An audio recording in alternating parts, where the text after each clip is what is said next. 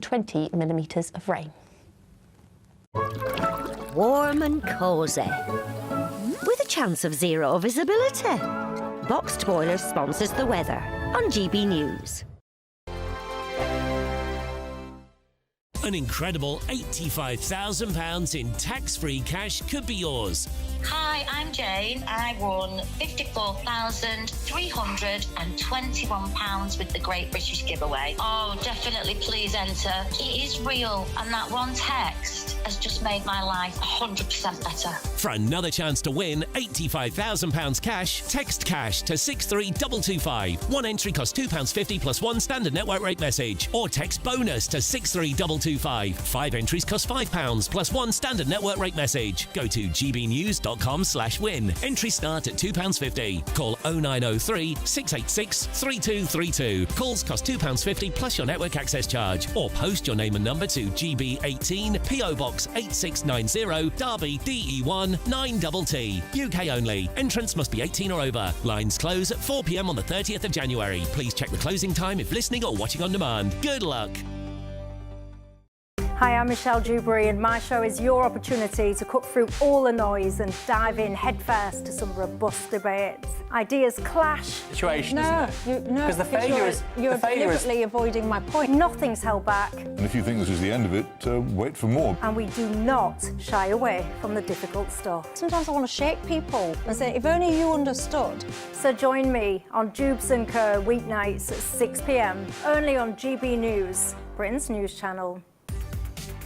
From the school run to the home run, watch a new show for all of Britain. He can say whatever he wants. A straight talking show where all voices are heard. And, you know, when are we going to stop talking about smashing the gangs and actually do it? With the stories that matter from every part of our country. There's a bit of a crash landing there for your Chancellor. Bold, fearless and standing up for you. That's me, Martin Daubney, 3 p.m. till 6 p.m, weekdays, here only on GB News. The People's Channel, Britain's news channel. Westminster's full of talk, but out here, it's the real world. Am I allowed to talk now? No, that's it. This is where it matters, real people and real lives.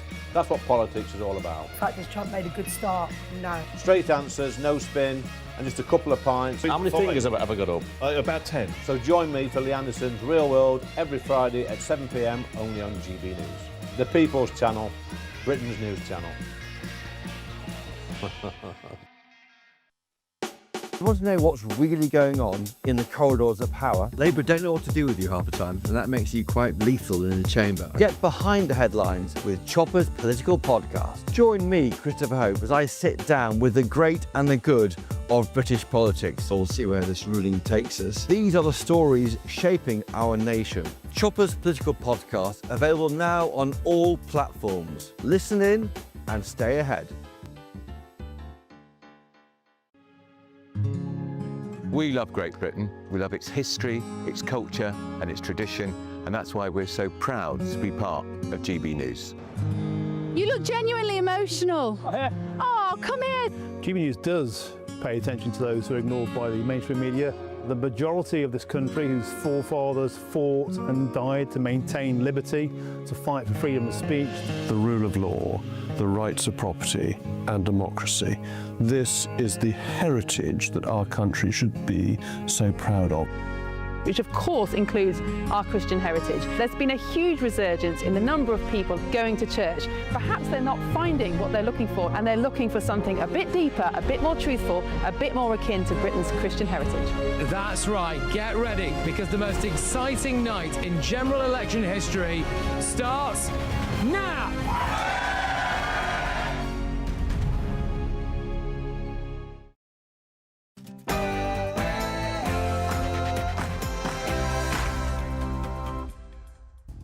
It's 9 p.m. I'm Patrick Christys. Tonight, we need Greenland from a national security situation. What matters most is being clear about the values and the interests that guide us, even as circumstances change. Greenland. The only reason we're in this position is because of weak European leaders. That is why we take the approach that we do. Because it delivers concrete outcomes in the national interest. I mean, does he act in our national interest? Do you want Starmer to really do this, though? Does he need to have his Love Actually moment? Who bullies us is no longer a friend. And since bullies only respond to strength, from now onward, I will be prepared to be much stronger. And the President should be prepared for that. OK, also tonight... Mohsin has a rare genetic disease which is gradually destroying his body. The NHS is so afraid of the Muslim community that it's now pro-cousin marriage. And a Syrian paedophile at a migrant hotel in Manchester is fighting to stay in Britain. Plus...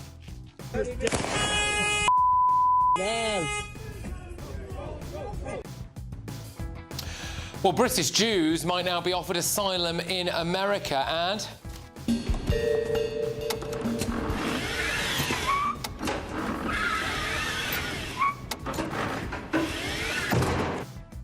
The results are in. We now know exactly how much money Sir Keir Starmer's U-turns have cost British taxpayers. Also... Harry, how confident Good morning, Harry. How are you? Well, Prince Harry's back in Britain today, but talking of spoiled brats, breaking news. In the last few minutes, Brooklyn Beckham has gone nuclear. He's accused his parents of trying to ruin his marriage and control him.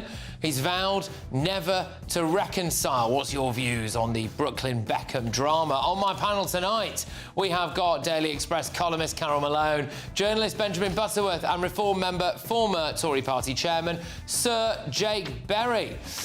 And have a little look at that. It's a surfboard, obviously. What do you notice? What do you think's happened there? I'll tell you. And can you tell me, please, what on earth is going on here? I fast in solidarity with my Muslim brothers and sisters all across the world. I fast because it brings me together to those I care about. I fast in solidarity with my Muslim colleagues. Get ready, Britain. Here we go.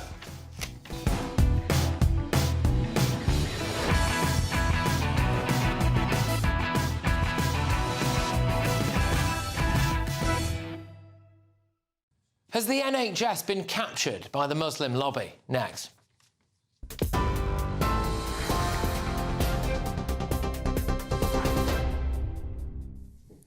Very good evening to you. The headlines tonight at 9. Sir Keir Starmer has held talks with international allies as tensions rise over Greenland and the threat of a wider trade war.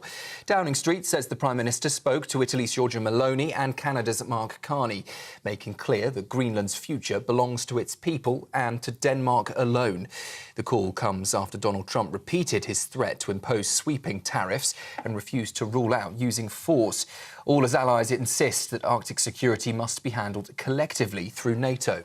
Well, Sir Keir Starmer also rejected the use of tariffs between allies, calling them completely wrong, and said the UK should never be forced to choose between the US and Europe. Alliances endure because they're built on respect and partnership, not pressure. That is why I said the use of tariffs against allies is completely wrong. It is not the right way to resolve differences within an alliance. Such measures hurt British workers, British businesses, and the British economy. And that is why I've been so clear on this issue. A trade war is in no one's interest. And my job is always to act in the UK's national interest.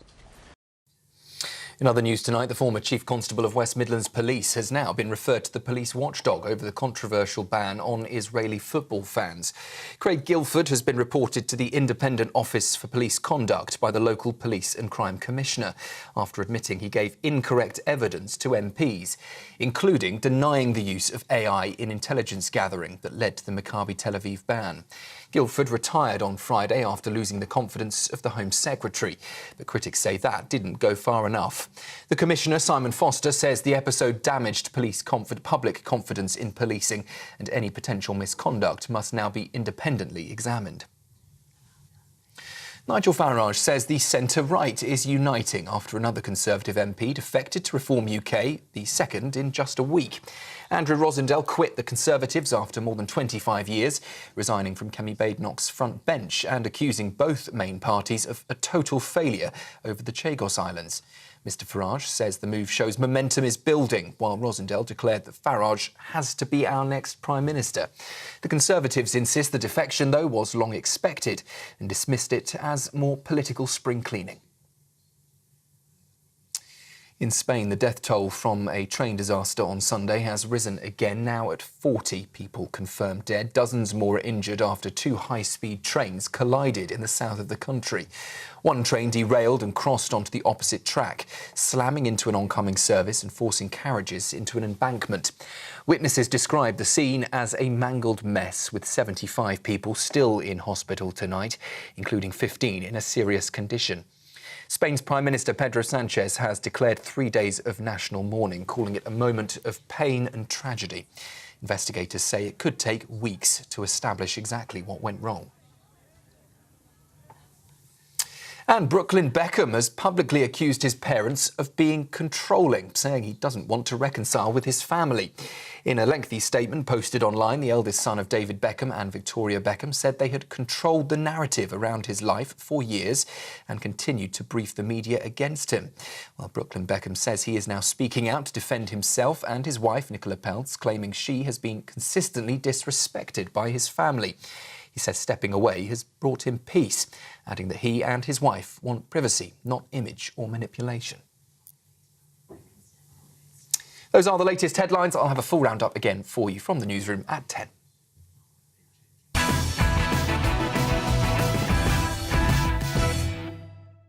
Good evening. Loads on tonight. We're going to get to the very latest on Greenland and what it means for us here in Britain a little bit later on. But I want to start with this. The NHS is so afraid of being called Islamophobic, it's telling midwives that first cousin marriage has benefits. The NHS told midwives that first cousin marriage can have economic and social benefits. It can bring families closer together. Literally. They said staff should not stigmatise predominantly South Asian or Muslim patients who have a baby with their cousin, because the practice is perfectly normal in some cultures. I mean, the guidance did admit that, of course, there are some risks to child health associated with close relative marriage, but claimed that they should be balanced against the potential benefits. I mean, get this. The NHS said it's not that bad because it only leads to birth defects in about 10 to 15% of cases. 15%. I mean, just so we're clear, the national average rate for children born without congenital diseases is 98%. If this was white working-class people who were having sex with their first cousins, you just know the NHS would be running huge campaigns to stop it. Just look at some of the nanny state health policies we now have in this country. No junk food adverts before the 9 p.m. watershed, just in case you see a burger and you can't help but drive it into your stomach over and over again. Restaurant chains have to publish the amount of calories in each dish to crack down on obesity. They want to ban smoking outdoors now, not just in pubs, not just indoors, but even in wide open spaces.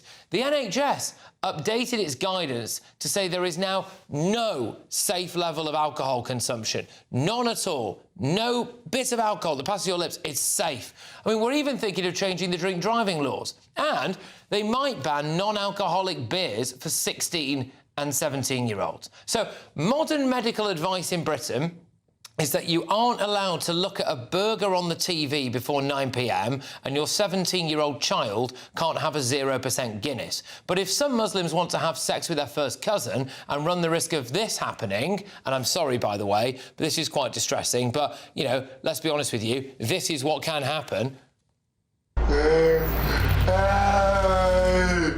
Mohsin has a rare genetic disease which is gradually destroying his body. Yeah, then according to the NHS, there are benefits to that. I mean, quite literally, actually, because the British taxpayer will have to pay for all the benefits that these families claim. If any other community in Britain was doing this, the NHS would be calling for it to be banned. Yet again, the fear of being called Islamophobic gets in the way of what is actually right and proper. Let's get the thoughts of my panel: Daily Express columnist Carol Malone, journalist Benjamin Butterworth, and the former Tory party chairman now of the Reform Parish, it's Sir Jake Berry. Carol, I'll come to you on this. Now, what on earth is the NHS playing at, saying that, there are benefits to first cousin marriage? Yeah, the benefits are things like cystic fibrosis, heart, lung and brain defects, deformed skulls, extra fingers. Yeah, are they benefits? What happens to the... And I read a piece on Sunday saying it's up to 15% of children that are born with these defects. What the hell is happening to this health service? Midwives should be looking after kids, not actually promoting what is in fact an Islamic custom. It says here that it said staff shouldn't stigmatise predominantly South Asian or Muslim patients because the practice is perfectly normal in some cultures. Not in this culture, it's not normal. Exactly. And the reason it's not against the law in this country, which it should be, is because we don't want to offend Muslims. So the NHS is now, it's been infiltrated by ideologues of all descriptions. We know it's been infiltrated by trans ideologues. Now it's Islamic ideologues. We're terrified of offending Muslims, but we're prepared to have children like the one you just saw on that screen there live miserable lives. And what do these Muslim cultures do, I wonder, with those kids? What kind of lives do those children have? Terrible ones. And to have a health service in this country that is actually advocating that and promoting it it's worse than obscene. It really is. Angry. The NHS has launched an investigation, Sir Jake, but again, I'll just put it to you that if this was happening in white working class areas, the NHS would be all over this in the same way they are with alcohol or with, in some cases, non-alcoholic drinks. I think that's the point, is the NHS is meant to promote everything we can do to make ourselves healthy. So it says people shouldn't smoke. By the way, I happen to agree with that. Now it says people shouldn't drink. I widely disagree with that. But, to have a situation where they are actively promoting through guidance something they know is going to lead, in a large number of cases, to severe congenital birth defects is deeply, deeply irresponsible. Now, this new guidance built on guidance that was issued in September last year, in which they cited the marriage of Henry VIII to Catherine Howard, saying that because that happened in the 15th century, it was culturally normal in the UK. No, it's not culturally normal. Mm-hmm. And actually, Catherine Howard wasn't even Henry VIII's first cousin. He was his ex-wife's first cousin. But, and all of that new guidance came out because a Conservative Member of Parliament put a private Act of Parliament into Parliament to ban this. The Gaza Independent spoke against it. Many Labour MPs voted against it. This is a sign of the sectarianisation of our politics in this country, where people will vote for something we know and understand to be wrong in order not to upset certain elements of the community. And they're all in Labour marginal seats, and that's what's really driving this. It's the Labour Party's fear of being defeated at the next election. The NHS, I would hope, would be, apart from the obvious unionisation of it, be relatively apolitical. But we're seeing it now, their refusal to accept rulings about trans stuff. I mean, they just lost a big case against the Darlington nurses, and now refusing to really come out and really hammer the fact that, you probably shouldn't be having sex with your first cousin and, raising a disabled child in modern Britain. Yeah, I mean, needless to say, I think that sleeping with your first cousin or anyone closer than that is a very bad idea. I mean, when you're saying, I'm going speed dating, where you going family reunion, it's quite a bad sign. And I think it should alarm us that in the NHS, they have not been clear about this. And I think there probably are quite weak reasons for that. I mean, Wes Streeting, the Health Secretary, he condemned this as shocking and inappropriate and said that no NHS advice should be of this nature. So hopefully that will get fixed. But I do actually think it's right to ask the questions of how you got to the point where presumably intelligent people with good jobs, well-paid roles in the NHS thought it was appropriate to put this advice down. Is it not fear of being called Islamophobic? Is that not the ultimate thing in this country?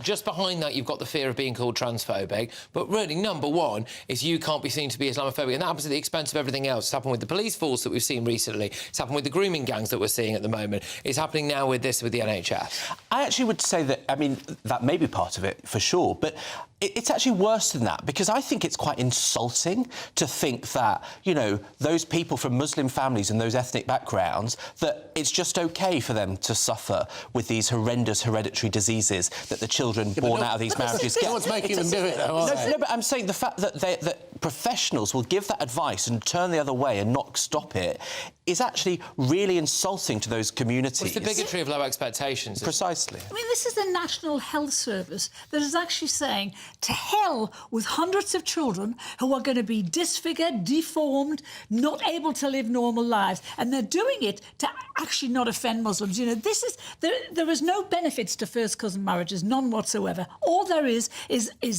deformities. And I don't care if 85% of children aren't affected. If 15% are, try being one of those kids. That's lots of ruined lives, thanks to a health service that is terrified of offending Muslims. And it's not just this. This is happening all over the NHS. A good friend of mine is a consultant in the NHS in England, and he's told me he's just thinking of leaving because his every single day is dominated by a course he has to go on to tell him to, quote, check his white privilege. They have lessons about what equates to a microaggression. I don't really know what a microaggression is, but the entire... You know what it is? Show you. Do you know what it is? It's looking at someone the wrong way. That's a microaggression. So the whole of the NHS now has been captured by this DEI agenda. Yeah. And we've got, you know, huge waiting lists. We've got people desperate for healthcare. I want people, these doctors and nurses, out of this sort of the lecture hall being told what they can and can't think about various people and groups in this country.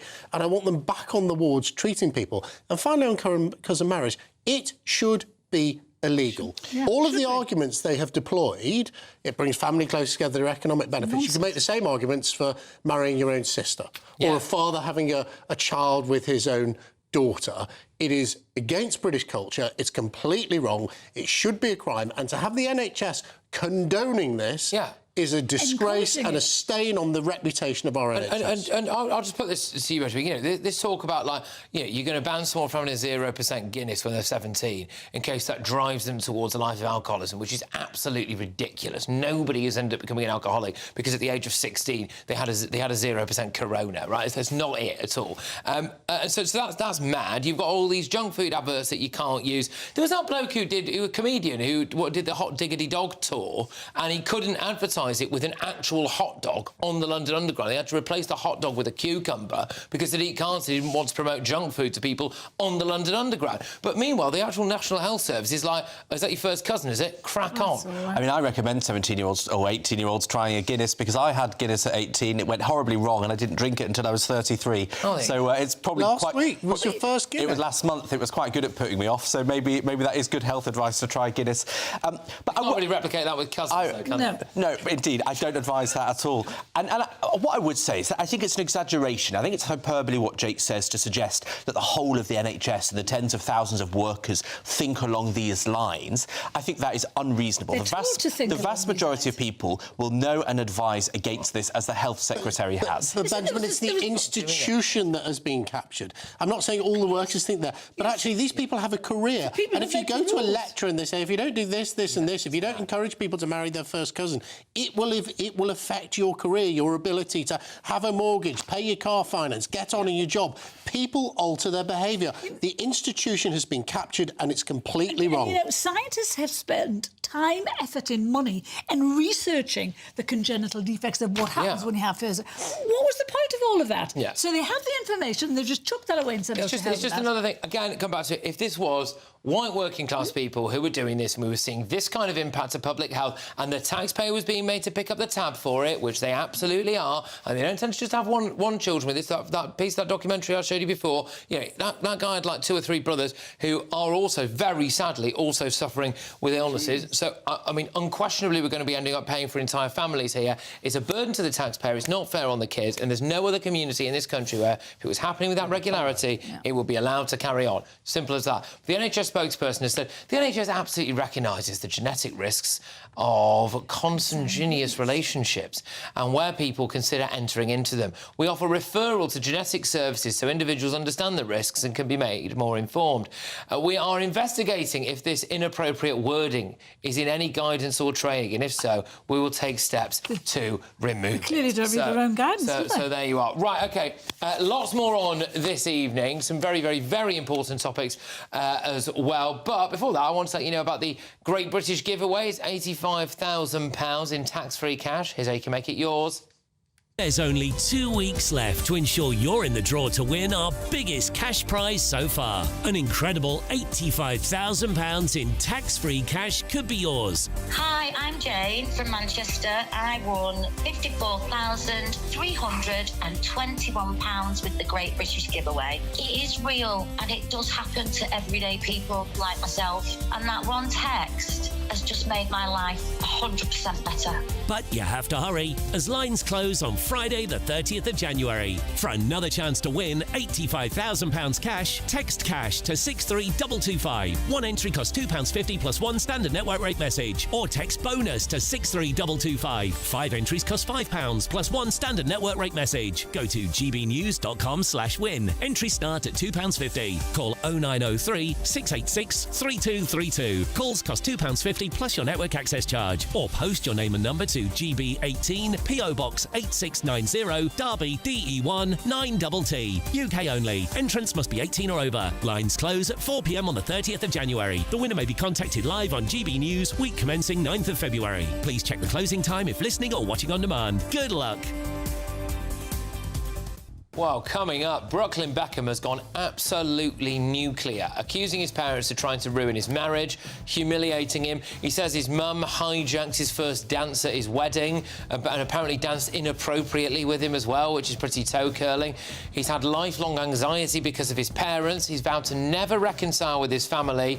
Firstly, can Bram Beckham survive? Secondly, is he just a complete and utter spoilt brat? I mean, I think the only reason he's married an heiress is because of his dad's last name. So, yeah, there is that. But before that, President Trump could offer British Jews asylum in the US amid a tidal wave of anti-Semitism that has left, well, many people dead, and it could have been hundreds more dead, actually, if some of the terror attacks had slipped through the net. So is the UK safe for Jews? That's next.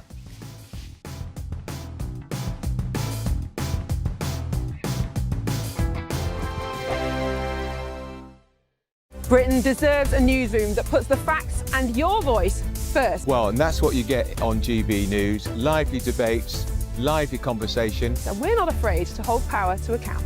And each other. So join me, Andrew Pierce. And me, Miriam Gates, for Britain's Newsroom, weekdays from 9:30 on GB News.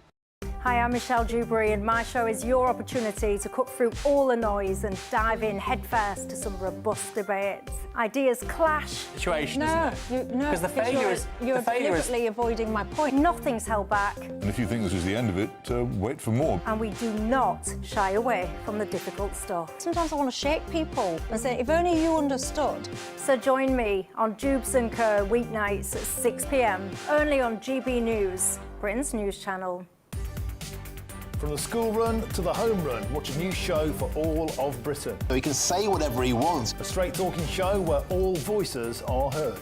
And, you know, when are we going to stop talking about smashing the gangs and actually do it? With the stories that matter from every part of our country. There's a bit of a crash landing there for your Chancellor. Bold, fearless and standing up for you. That's me, Martin Daubney, 3 p.m. till 6 p.m, weekdays, here only on GB News. The People's Channel, Britain's news channel. Westminster's full of talk, but out here, it's the real world. Am I allowed to talk No, now? that's it. This is where it matters, real people and real lives. That's what politics is all about. In fact, has Trump made a good start?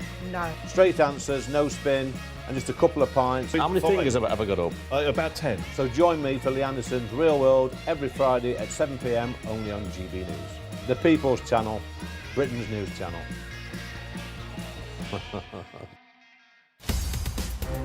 In the GB Newsroom, we bring you the news as it happens. With our team of dedicated journalists across the UK, We're ready to keep you up to date with what's happening every half an hour, every single day. Bulletins here on GB News. the People's Channel, Britain's news channel. You want to know what's really going on in the corridors of power? Labour don't know what to do with you half the time, and that makes you quite lethal in the chamber. Get behind the headlines with Chopper's Political Podcast. Join me, Christopher Hope, as I sit down with the great and the good of British politics. We'll see where this ruling takes us. These are the stories shaping our nation. Chopper's Political Podcast, available now on all platforms. Listen in and stay ahead. Join me, Nana Akwe, for an informative, interactive news programme with a difference. It's fun. No, he didn't say that, Dave. I'm so surprised. I think there's an element of truth to that. Join me from 3 p.m. every weekend, only on GB News, Britain's news channel.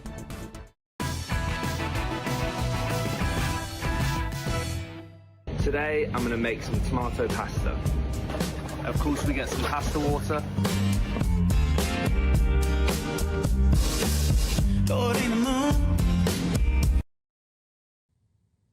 So Brooklyn Beckham there. Now, he's released an absolutely scorching statement, massively slagging his parents off, accusing his mum of doing some incredibly weird stuff at the wedding. But, I mean, is he just a spoilt brat? You know, is there a touch of the Prince Harry's about him, really? So we're going to be talking about that. But first, much more serious story. Is Britain actually safe for Jews? It's time for the head-to-head. Well, the reason I'm asking this is that according to President Trump's personal lawyer, Robert Garson, Britain isn't safe for the Jewish community anymore. In fact, it's so unsafe that President Trump's administration is considering granting British Jews asylum. Robert Garson, who was himself actually born in Manchester, has blamed Sir Keir Starmer personally for the rise in anti-Semitism. He told The Telegraph the Prime Minister has allowed rampant anti-Semitism to become commonplace in society and has allowed it to come from those who really don't have Britain's best interests at heart. Well, look, since Hamas's October 7th attack, the UK hate crimes has risen massively, and against Jewish people it's more than doubled. 2 worshippers were killed after a terror attack at a synagogue in Manchester. Today, the police watchdog announced an independent investigation into West Midlands Police after Jewish football fans were banned from an Aston Villa match in November last year. Chief Constable Craig Guilford was forced to retire early. We also had that incredible near miss again in Manchester from those 2 Tunisian ISIS fanatics who were going to go on a rampaging attack against Jews. So look, tonight I'm asking, is Britain safe for the Jewish community? Going head-to-head on this now are the researcher and author Riza John Vidadi and journalist Angela Epstein. Thank you very much for joining us this evening. Angela, I'll start with you. I mean, is it safe? Should Jews consider taking asylum in America? Well, good evening to you both. I live in Manchester. The synagogue where the attack happened was my family synagogue. I got married there. I also live and move amongst many of the targeted places that were listed amongst the places that you mentioned, the foiled attack on Jewish venues in Manchester. I'm familiar with many of them, including the event where one of the atrocities was going to take place, and thankfully that event was foiled and that plot was foiled. So there's every reason, certainly living here in the Northwest, but also generally, why Jews wouldn't feel safe. All the things that you've mentioned, spiralling hate crime, we've seen the hate marches, we've seen the calls for globalise the Intifada, which is basically a clarion call for killing Jewish people across the world. So yes, there is definitely a palpable feeling of not feeling safe, not least because if you look at the way we live, all our community venues, our synagogues, our kosher shops, our schools, there's security everywhere. Children go to school with CCTV, barbed wire. On a Saturday morning when I walk to the synagogue, it is not unusual for me to see police officers walking along with members of the Community Security Trust, because they're keeping an eye on what's going on. Now, if you actually took the word Jewish out and I said that's happening in somewhere that's not particularly a Jewish area, it's just a regular area of Britain, not a Jewish community, you'd think that was nuts. Yeah. I would say as a postscript, I've got amazing non-Jewish friends and colleagues who are hugely supportive. And I love this country, and I will not be pressed to leave by hardline extremists and their horrible, egregious, toxic agenda. But I do understand completely why Jewish people don't feel safe here. We'll come back to you. Riza, your views, you obviously take a different view, don't you? Yeah, so my view would be that I can't say that it's not safe for Jews, or I can't say that Jews don't feel that there's racial victimization. What I can say, I'm not Jewish, what I can say is that there is a rise in racism recorded by the police, and that's across all sectors. So we have 2014, and I have the statistics in front of me, 500 incidents recorded of anti-Semitic and 1,000 reports of Islamophobic recording of incidents, and 500 against black people. And that has risen to 2023 to 1,800 anti-Semitic data recordings and 2,800. And we jumped to 2025, which was the statistic in front of me right now, 2,873 for the anti-against Jewish crimes recorded, and against Muslims, 4,400. Could I just press back slightly on that, Reza, because obviously we've had a couple of terrorist attacks, and the biggest one that was foiled would have been the biggest attack in British history. Let me just finish one point. That's why I want to, you know, that's pretty big, isn't it? So that statistic shows that there's a rise of anti-religious, anti-racist incidents recorded. Now, obviously, you mentioned crimes, the attacks. I'm not denying that. That's not the issue. The issue is there's a rise of anti-racism and anti-religious group crimes all over the place. So does that mean Muslims should be victimized? Should Muslims go to America and seek asylum? Should black people go to America and seek asylum? Is that the argument that we're making? Okay, go on, Angela. Okay, so I deplore all forms of racism, and anybody who is a victim of racism, regardless of their creed, colour or star they were born under, should absolutely be censured for that. But respectfully, this is classic gaslighting.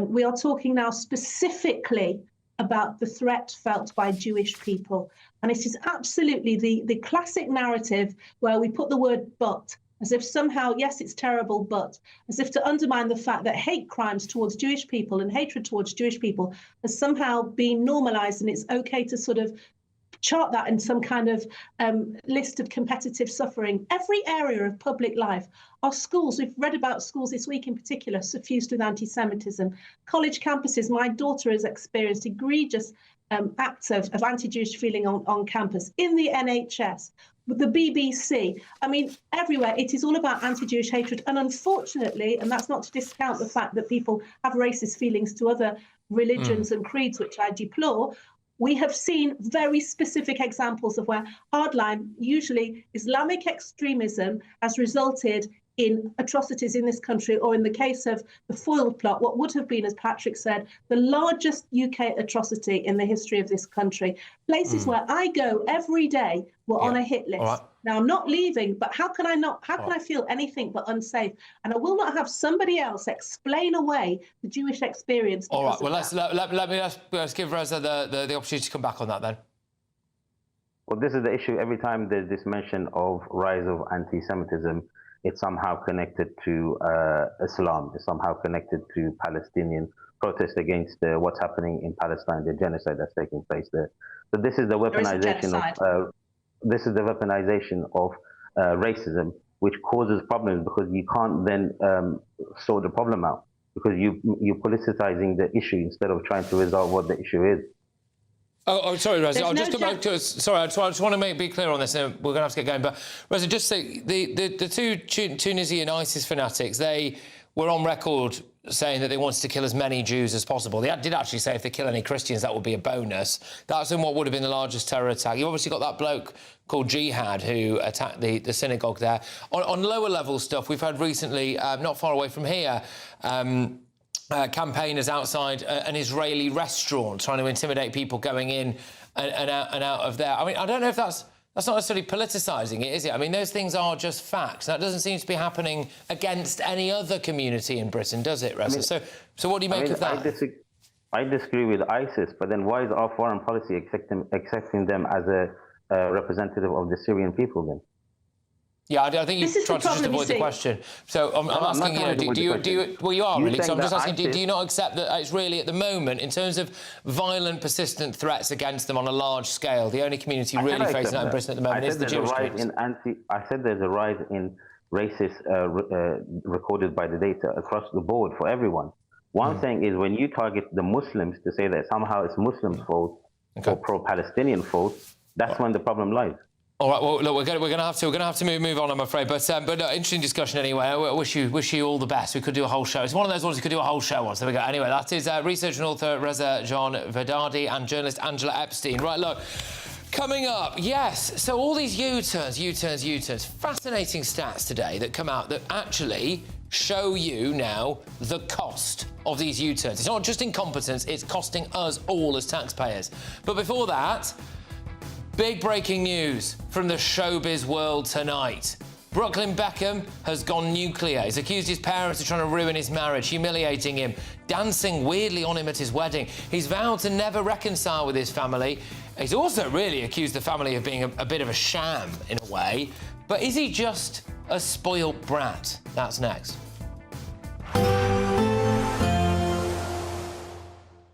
Be nice to escape the grey. Clear skies, here we come. As clear as our travel insurance. All Clear Travel Insurance sponsors GB News Travel Destinations Forecast. Hello there. Storm Harry, named by the Spanish Met Service, will bring some heavy rain, thunderstorms, strong winds to central parts of the Mediterranean over the next few days. Dry across Turkey and Greece on Tuesday, but rather chilly. Wet weather across Italy into the Balearics and then eastern Spain as well. Some snow over the higher ground. Dry towards Madeira, down into the Canaries, Tenerife, 18 degrees, sunny spells, where it remains warm over the next few days here. All Clear Travel Insurance sponsors GB News Travel Destinations Forecast.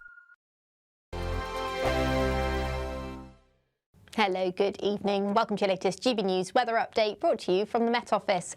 Cloudy throughout tonight for most of us, some rain across northern areas, and by tomorrow morning it will become pretty windy across western areas. That's as an area of low pressure is developing out in the Atlantic. That will bring some strong winds into Tuesday, but before then a weakening weather front brings further outbreaks of rain to more northern areas into this evening. Some of these heavy at times, just turn a little bit drier and clearer for a time across Wales, southern parts of England too, with heavy bursts of rain continuing across Scotland. With clear skies pretty limited, frost is also going to be fairly limited to start Tuesday. Just the far north of Scotland could see temperatures just below zero, but a relatively mild start for the time of year to come for Tuesday. But the winds will strengthen. We could see gusts in excess of 65 miles per hour through Tuesday across parts of West Wales, Devon and Cornwall. A breezy picture elsewhere across the rest of the UK, but a brighter picture actually. Not entirely dry, still a few showers across parts of western Scotland, the far north as well, seeing some outbreaks of rain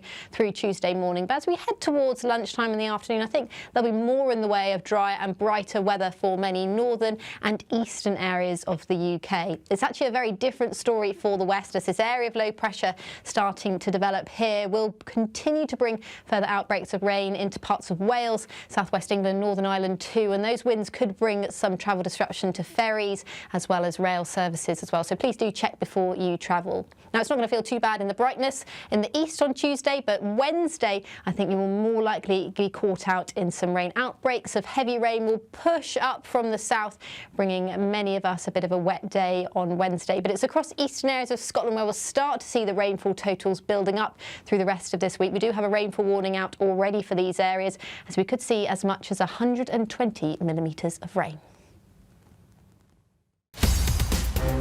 In the GB Newsroom, we bring you the news as it happens. With our team of dedicated journalists across the UK, we're ready to keep you up to date with what's happening every half an hour, every single day.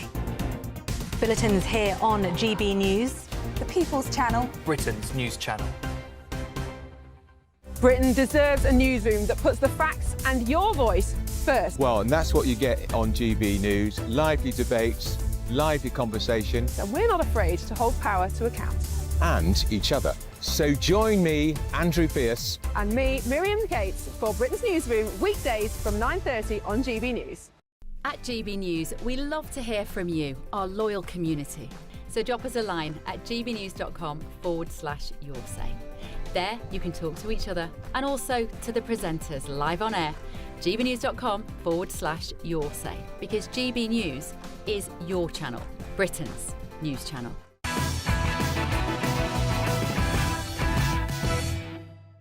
Welcome back. Breaking news in the last couple of hours. In a series of explosive social media posts, Beckham has accused his parents of trying to control him, of leaking negative stories about him to the press, and of trying to ruin his marriage.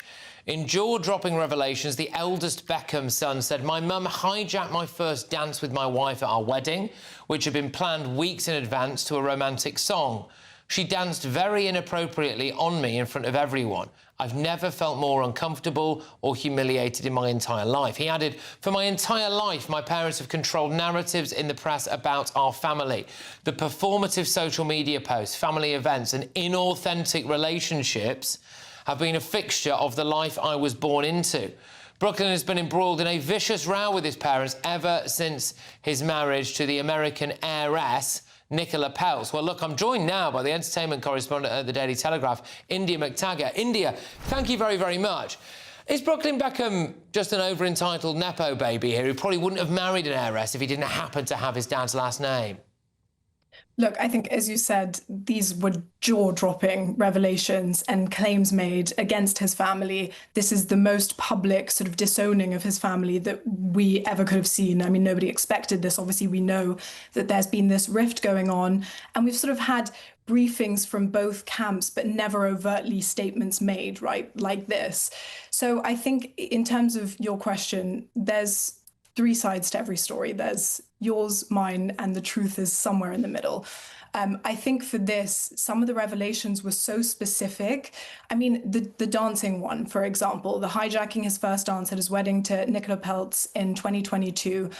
How can you make that claim when 500 people were at that wedding? You know, is he really going to make a claim like that that could be refuted so easily? I mean, we've already had sort of people close to the Beckhams saying this is not true already, and apparently he blocked his siblings and not the other way around. So sorry, have they come out and people have come out and said this isn't true?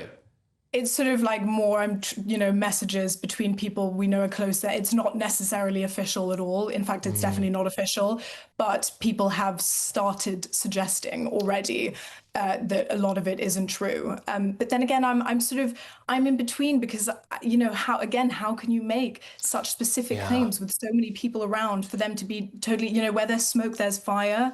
And I feel it's sort of an in-between situation where clearly something's gone on. I mean, you and I can see, and anyone can see, that brand Beckham is very important to them. They do have this very sort of glossy and perfect family image that they uphold through social media, through the press.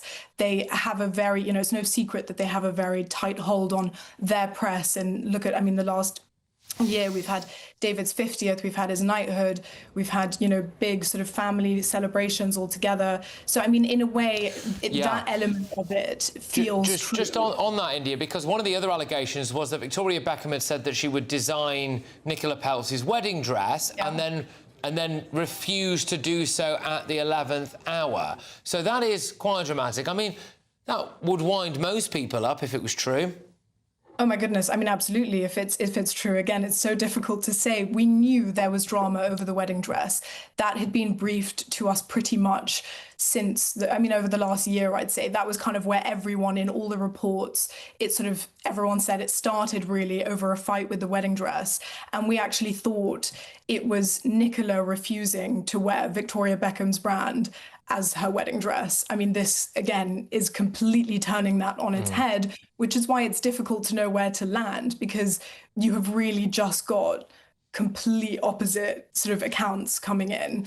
And so, look, we don't know if the Beckhams are going to respond to this on the record. I doubt it. Because it's so, but then again, it's so scathing that maybe they feel they have to. I think they have to, because one of the other things here, I don't know what your take on this was, but some of the wording there, for me, indicated, obviously trying to blow up brand Beckham, but essentially claiming that some relationships were a bit inauthentic. And the implication I took from that was that potentially, maybe David and Victoria aren't as happy as they claim to be and things like that. And I wondered if that was a little bit of a veiled threat. He said the truth always comes out. And obviously we have to be very careful here. I don't want to accuse anyone of anything. But I wonder if he's basically saying I'm keeping something in the chamber here that could be pretty devastating. You know, interestingly, I mean, I know what you're saying. It did seem like a suggestion that the whole sort of family sort of image was a facade in a way. I don't think it seemed like a threat that he was going to reveal more information, because the last slide of the Instagram posts was very much saying, you know, I found my happiness. I mean, I'm now with my wife. I wake up every day happy, and I'm now just wanting privacy. So that was kind of, I don't know if he'd then go in specific with allegations, but maybe it depends how his parents respond. This is such an ever moving story in that way, that if they respond with something, he may feel then the need to go on and correct the record once again. But yeah, it's pretty extraordinary. I mean, we had known a year ago, sources close to him and his wife, Nicola, had sort of said and briefed that he was breaking generational trauma. That was the sort of phrasing that was used by people close to them. So in a way, again, when I was reading the sort of allegations of I've actually grown up with immense anxiety, sort of not being made to feel good by my parents and being made to feel like I was in service to this larger brand. And yeah, it's interesting though, isn't it? Because as well, like from an outsider's perspective, huge amount of privilege. I get that there are downsides that come with being part of the most famous family in the world, don't get me wrong. But, I mean, if we have a little look at this, for example, they've tried to give him every opportunity in life. I mean, they even indulged his photography career, and that, in case you can't tell, because you can't, can you, is an elephant, right? And he published that in a book. Now, if you or I, India, had gone on holiday to whatever part of Africa that probably is and taken that picture, I don't think we'd have found a publisher that would want to run it. But because his surname is Beckham, they were all over it. I mean, is he still a chef? I don't know. I think he tried to teach me how to make a bacon sandwich once. I mean, there's all this stuff, isn't there? So, I don't know. I wonder if he's just been overindulged here. We're going to have to be quite quick. Yes, I mean, look, I think there is another layer to this, which is that he hasn't quite found professionally what he wants to do and his niche yet. And it's kind of a bit sort of throwing things to the wall and seeing what sticks. So who knows whether he is just quite maybe traumatized or just dealing with that and finding himself. He also got married very, very young. He was 21. So that's something to take into account as well. So I think it just seems like it's all playing out in public in a really embarrassing, high profile way, which is not great for either side. Absolutely. Well, India, thank you very much. I'll make sure to read whatever you write for the latest goss tomorrow or the day after. It's India McTaggart there, who's the entertainment correspondent at The Telegraph. What a sensational story, eh? I want to know what you think on this. Are you Team Brooklyn or Team Beckhams, I suppose? Anyway, coming up at 10 p.m. That is why we take the approach that we do. Because it delivers concrete outcomes in the national interest. Oh, yeah, always in the national interest, apart from when it comes to illegal immigration, legal immigration, Islamist extremism, Chagos, China, the economy. If President Trump really wants it, what on earth can Sir Keir Starmer do to stop him getting Greenland? I'm going to reveal as well the true cost of all of Sir Keir Starmer's catastrophic U-turns. We've had 14 now. It's gone up again every day. All of that next. I'm Michelle Dewberry, this is Jubes & Co with you. Hello everyone, Patrick Christys here. GB News. Britain's news channel. Access the stories that matter to you. Take the GB News family with you on any device. And as long as you have an internet connection, tune in to GB News anywhere on the planet or beyond. GB News, the People's Channel, Britain's news channel. Hi, I'm Michelle Dewberry, and my show is your opportunity to cut through all the noise and dive in headfirst to some robust debates. Ideas clash. Situation, no, because the failure is you're deliberately avoiding my point. Nothing's held back. And if you think this is the end of it, wait for more. And we do not shy away from the difficult stuff. Sometimes I want to shake people and say, if only you understood. So join me on Jubes & Co weeknights at 6 p.m, only on GB News, Britain's news channel. From the school run to the home run, watch a new show for all of Britain. He can say whatever he wants. A straight-talking show where all voices are heard. And, you know, when are we going to stop talking about smashing the gangs and actually do it? With the stories that matter from every part of our country. There's a bit of a crash landing there for your Chancellor. Bold, fearless and standing up for you. That's me, Martin Daubney, 3 p.m. till 6 p.m, weekdays, here only on GB News. The People's Channel, Britain's news channel. Westminster's full of talk, but out here, it's the real world. Am I allowed to talk now? No, that's it. This is where it matters, real people and real lives. That's what politics is all about. In fact, has Trump made a good start? No. Straight answers, no spin, and just a couple of pints. How many fingers have I got up? About 10. So join me for Lee Anderson's Real World every Friday at 7 p.m. only on GB News. The People's Channel, Britain's news channel. You want to know what's really going on in the corridors of power? Labour don't know what to do with you half the time, and that makes you quite lethal in the chamber. Get behind the headlines with Chopper's political podcast. Join me, Christopher Hope, as I sit down with the great and the good of British politics. We'll see where this ruling takes us. These are the stories shaping our nation. Chopper's political podcast, available now on all platforms. Listen in and stay ahead. Decisions made in Washington aren't just shaping America, they're shaping Britain too. From migration to global security, from crime to health.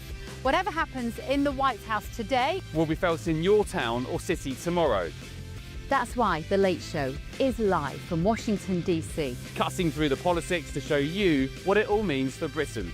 The Late Show live every night at midnight. Only on GB News, Britain's news channel.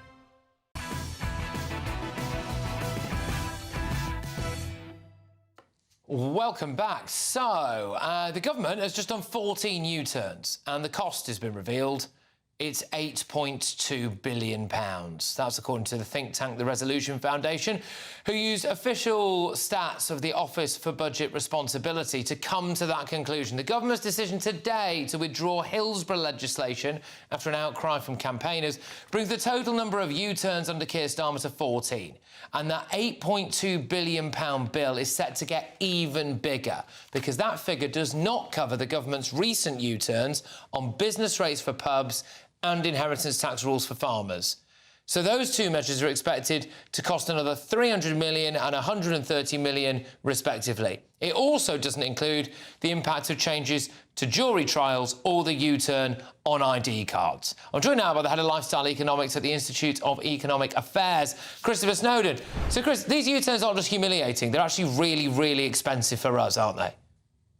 Well, yeah, if you call the government us, I mean, these are tax rises that either weren't brought in or they're cuts to benefits that were brought in. There is obviously cost from all this political uncertainty, which is the main point in the Resolution Foundation report. They're saying that these U-turns are bad for investment, bad for business confidence. I think there is some truth in that. I think particularly before the last budget, you'll remember, Patrick, it went on for months, the speculation. Is there going to be a wealth tax? Are there going to be capital controls? All these kind of things. Nobody knew where they were, and very few people would have wanted to invest or set up a business in that time. So there is political uncertainty.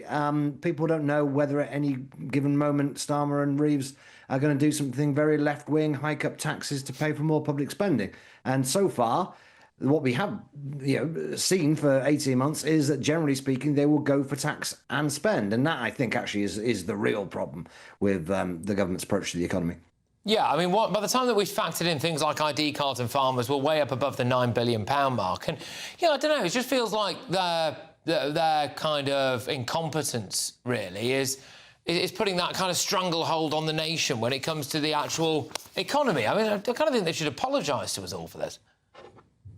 Maybe so. I mean, 13, 14 U-turns, whatever it is now, is quite a lot. I have to say that I've approved of most of the U-turns. I think the mistake really was proposing these things in the first place. I think it's a jolly good thing that they're not going to go ahead with digital ID or the farm tax and various other ideas. So it's not the U-turns per se that are the problem. It's more, in a way, it's a kind of fundamental problem at Downing Street, that where are these ideas coming from? Who is advising the Prime Minister to do things that upon 5 minutes inspection don't look very good and are really unpopular with people? That, I think, is the issue. Basic issue with governance. You've got 14 years to prepare for government. You come in, it's fairly obvious what needs doing, quite frankly. What needs doing? Three things, really. We've got too many people on welfare who should be in work. We've got energy prices that are too high. And we've got a problem with house prices due to a lack of house building. This is not really rocket science, this stuff, to be quite honest with you. It takes a certain amount of political will, but the solutions are actually relatively simple. That's what they should be focusing on. Instead, we've got all this stuff about, you can't boil lobsters and we're going to lower the drink drive limit and all this kind of rubbish, Absolutely. Chris, always an absolute pleasure, mate. Thank you very, very much. Christopher Snowden there, the head of lifestyle economics at the IEA, coming up at 10 p.m. That is why we take the approach that we do. Because it delivers concrete outcomes in the national interest. Sir Keir Starmer really the man for the Greenland crisis, and I'm going to tell you about a paedophile who's been living at an asylum hotel in Manchester, as well as all tomorrow's papers.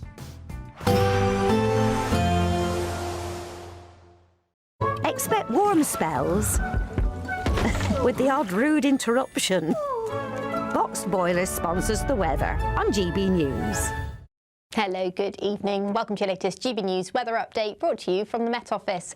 Cloudy throughout tonight for most of us, some rain across northern areas, and by tomorrow morning it will become pretty windy across western areas. That's as an area of low pressure is developing out in the Atlantic. That will bring some strong winds into Tuesday, but before then, a weakening weather front brings further outbreaks of rain to more northern areas into this evening. Some of these heavy at times, just turn a little bit drier and clearer for a time across Wales, southern parts of England too, with heavy bursts of rain continuing across Scotland. With clear skies pretty limited, frost is also going to be fairly limited to start Tuesday. Just the far north of Scotland could see temperatures just below zero, but a relatively mild start for the time of year to come for Tuesday. But the winds will strengthen. We could see gusts in excess of 65 miles per hour through Tuesday across parts of West Wales, Devon and Cornwall. A breezy picture elsewhere across the rest of the UK, but a brighter picture actually. Not entirely dry, still a few showers across parts of western Scotland, the far north as well, seeing some outbreaks of rain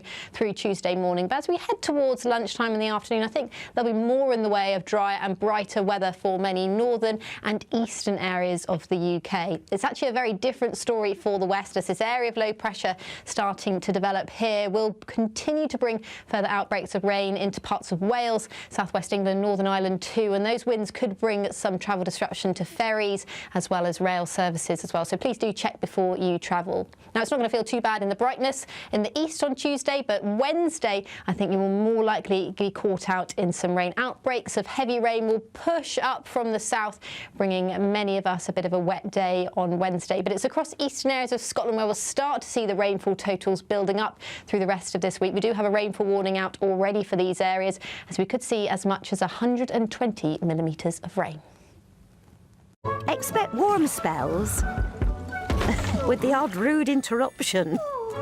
Box Boiler sponsors the weather on GB News.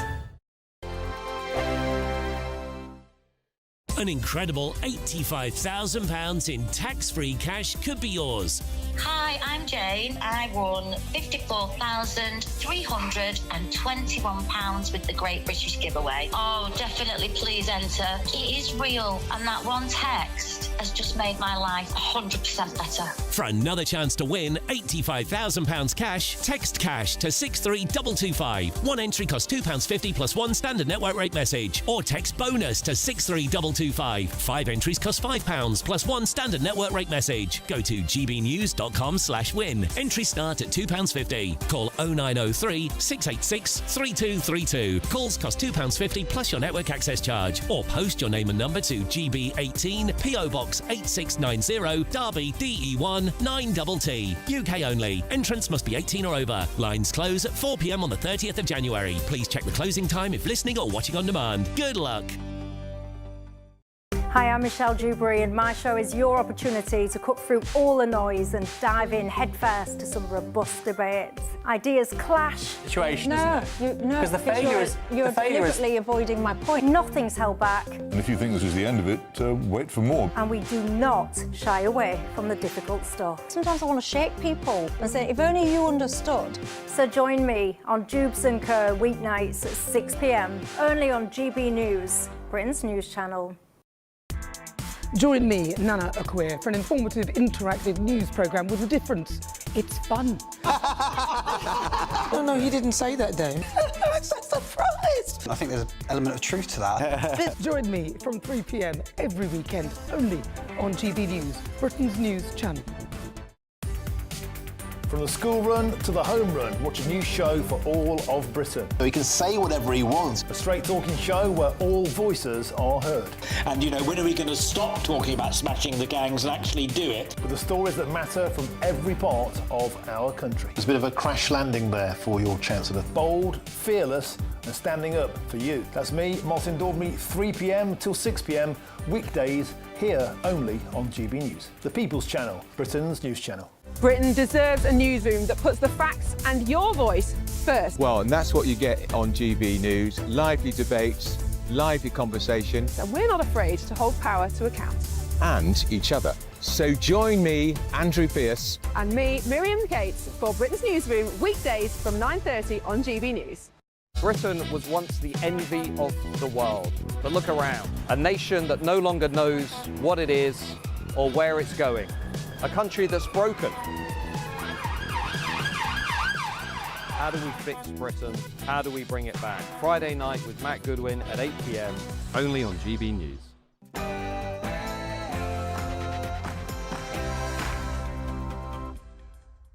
It's 10 p.m. I'm Patrick Christys. Tonight, we need Greenland from a national security situation. What matters most is being clear about the values and the interests that guide us, even as circumstances change.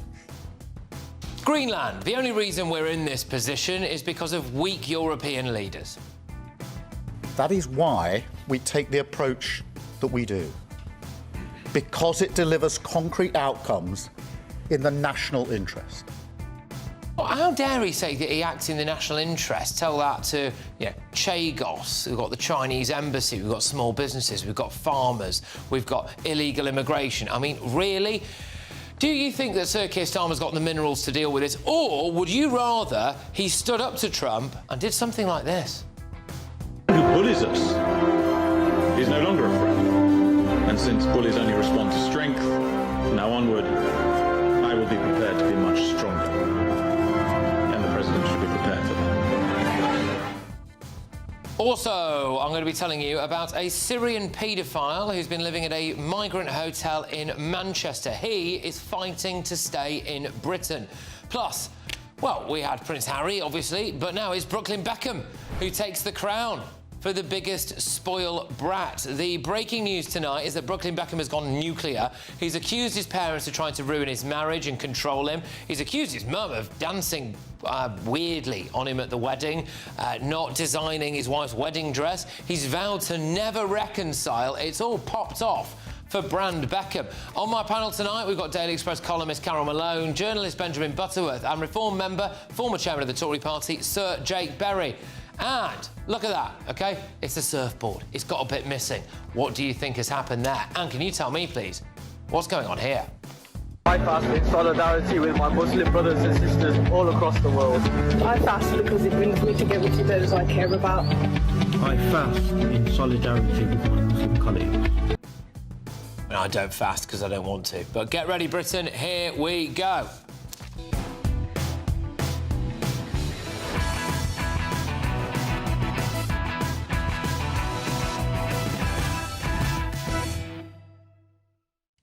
Is Sir Keir Starmer really the man for this, or any crisis? Next.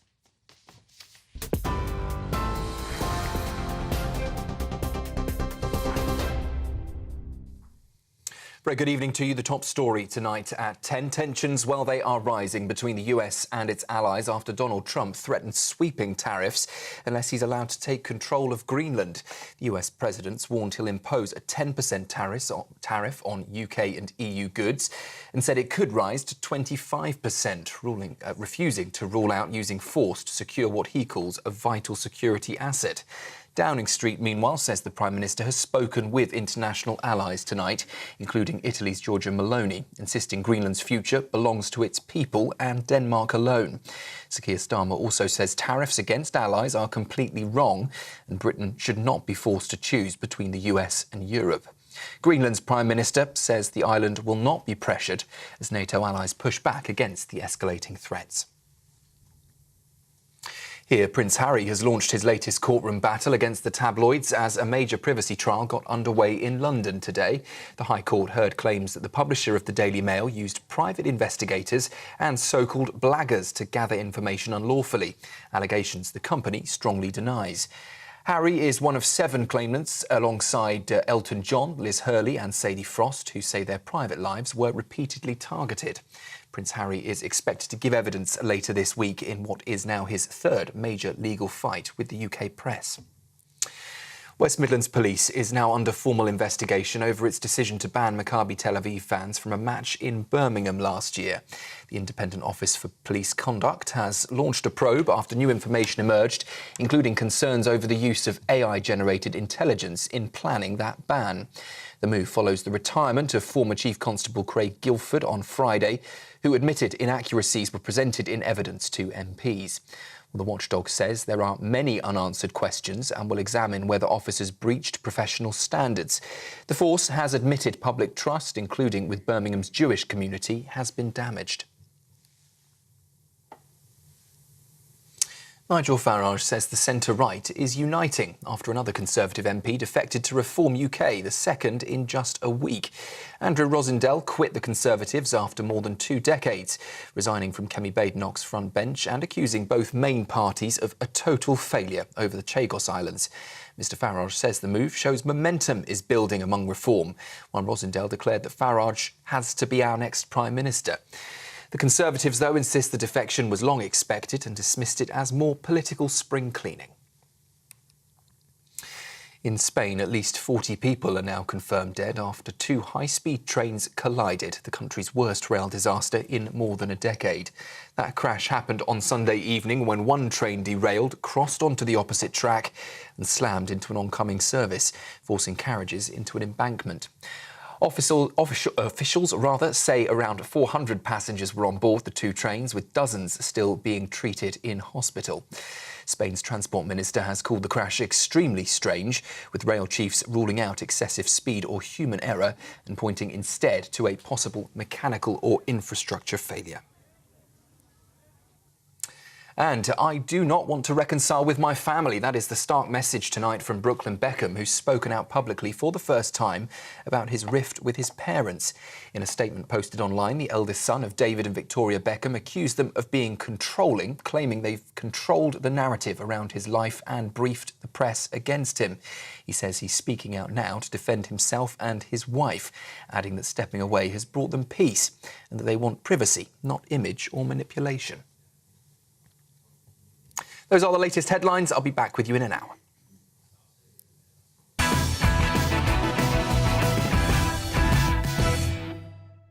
Good evening. Greenland. The only reason we're in this position is because of the weakness of European leaders. And mark my words, Sir Keir Starmer is going to use this issue to distract from what a terrible job he's doing at home. Why is Greenland important? Well, its proximity to the North Pole provides the shortest flight path for intercontinental ballistic missiles between Russia and North America. It's essential for monitoring Russian, probably Chinese as well, nuclear sub-activity, also minerals and oil. Now, look, President Trump is pretty clear. We need Greenland from a national security situation. It's so strategic. Right now, Greenland is covered with Russian and Chinese ships all over the place. We need Greenland.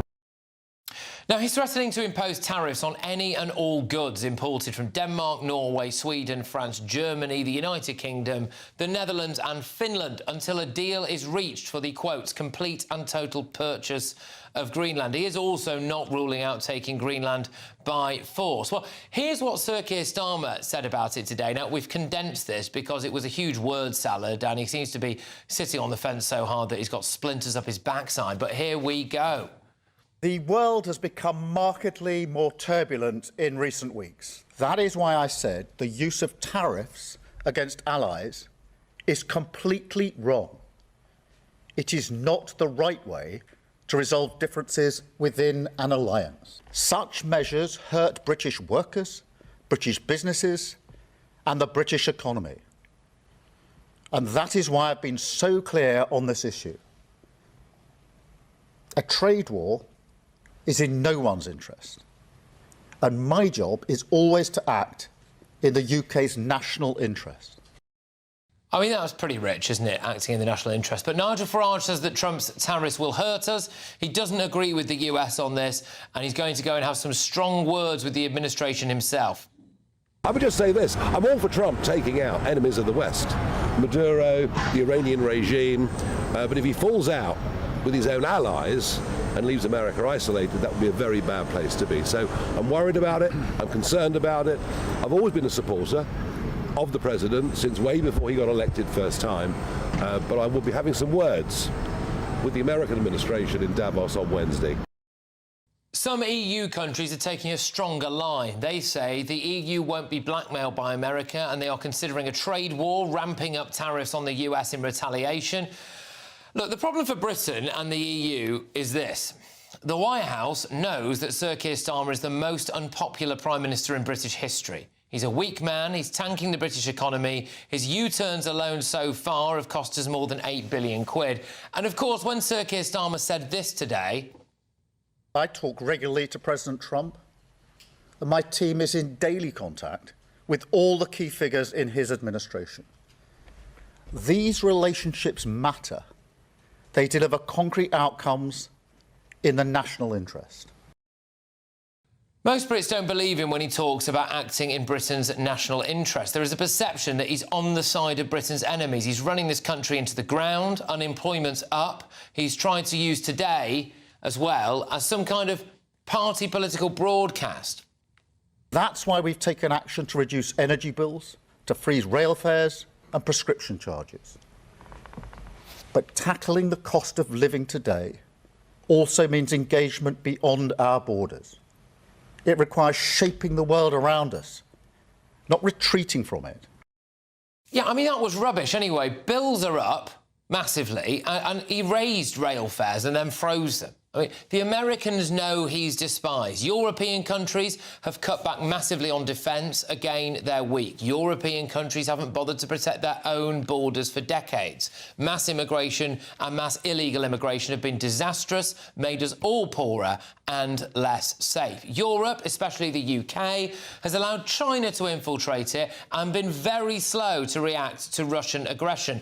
Germany especially put themselves in a huge position of weakness with the reliance on Russian oil and gas, which, of course, you might remember President Trump warned about and they laughed at him for. Now, look, realistically, we are not in a position to massively damage America's economy.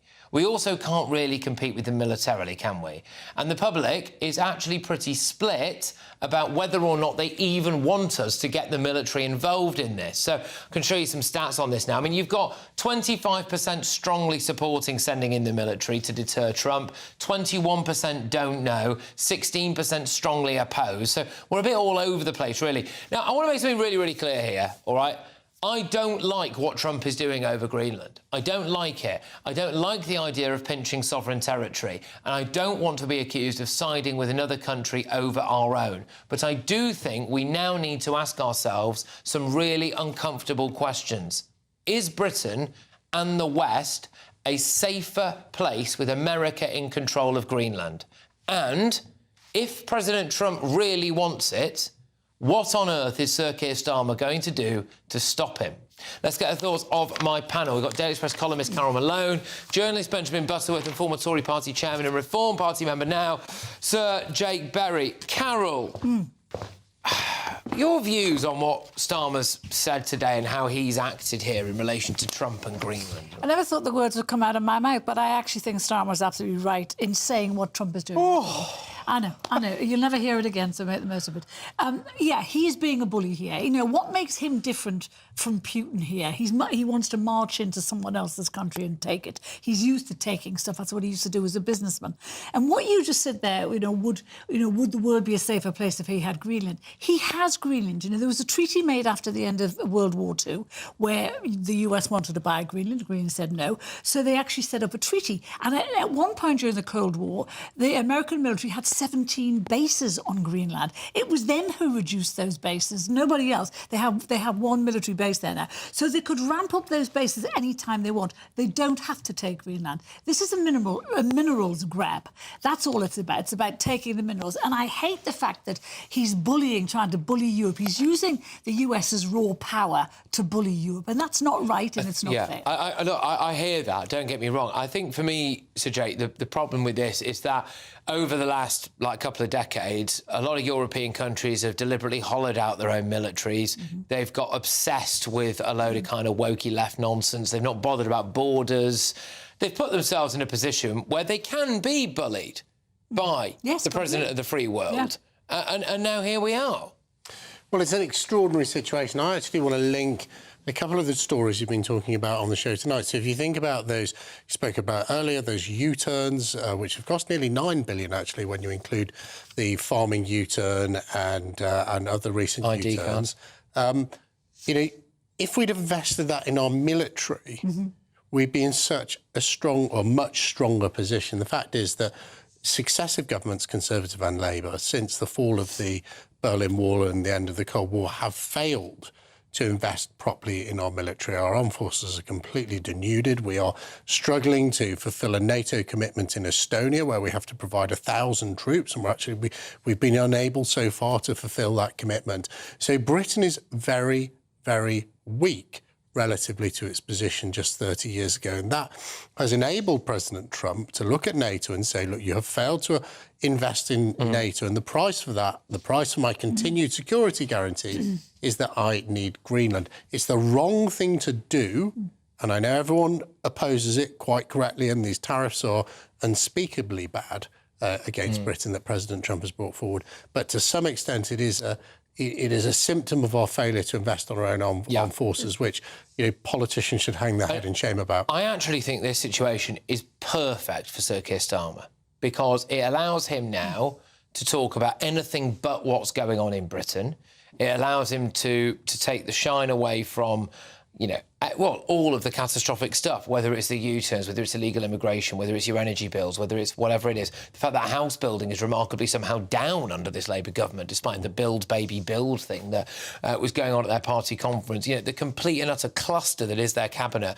Everything. As the focus is off that now, and it's on Greenland, isn't it? And I think it's working out quite well for the Prime Minister. I mean, on the point of shifted focus, it does frustrate me that Donald Trump has picked this fight at a time of possible historic shift in Iran and against the Islamic regime. I really wish that would be his focus, because there's such an opportunity. But I do think it absolutely is bullying behaviour, because what you're seeing him do is that he thinks weaker targets, i.e. friends, NATO allies, he can bully them into taking this territory. On the day that he announced he could put military presence in Greenland to seize it, he appoints Vladimir Putin to the peace board in Gaza. Now, I don't think that's how the US president should be behaving if he's trying to stop Russia and our enemies. And what is problematic is that Greenland has an agreement that says the US can have as many bases as it requires on Greenland.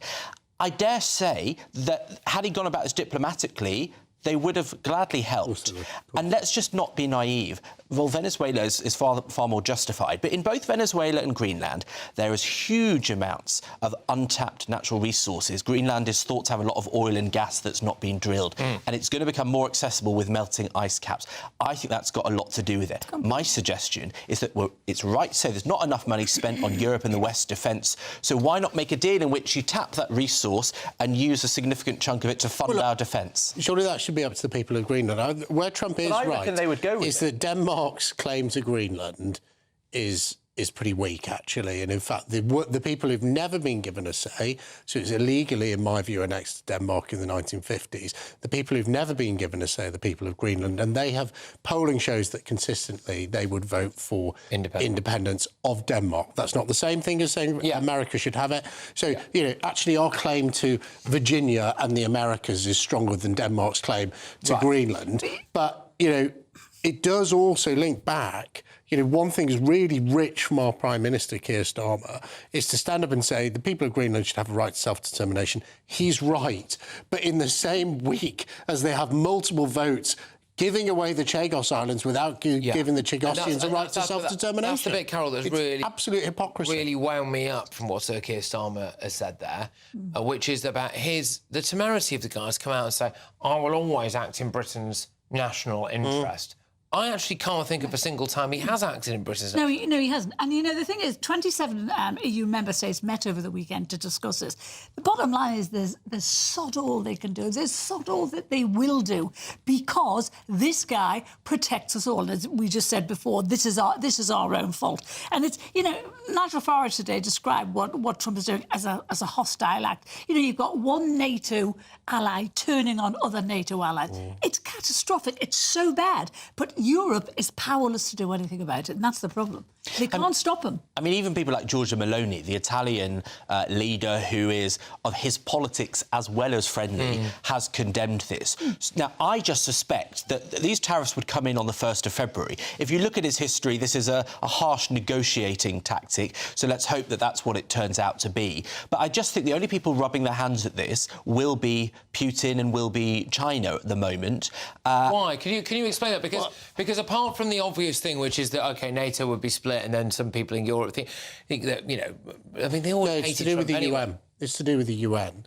So for the first time in the history of the United Nations, 3 of the 5 permanent Security Council members, which is China, Russia, America, Britain and France, 3 of them are either actively involved in territorial expansion, in the case of Russia, or seriously contemplating it. Well, actually, arguably in the case of Russia and America, if you include Venezuela, and China, which is allegedly seriously contemplating an invasion of Taiwan.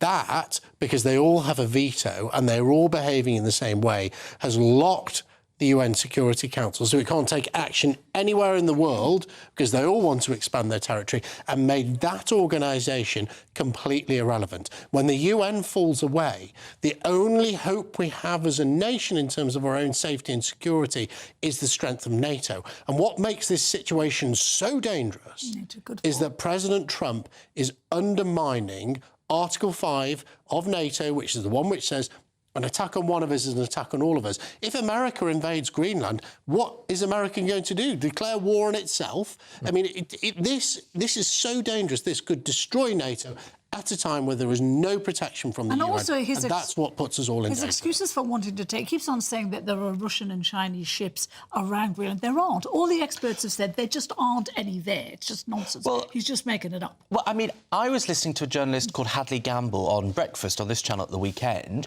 and she's interviewed Vladimir Putin. She spent 4.5 hours with him in 2021.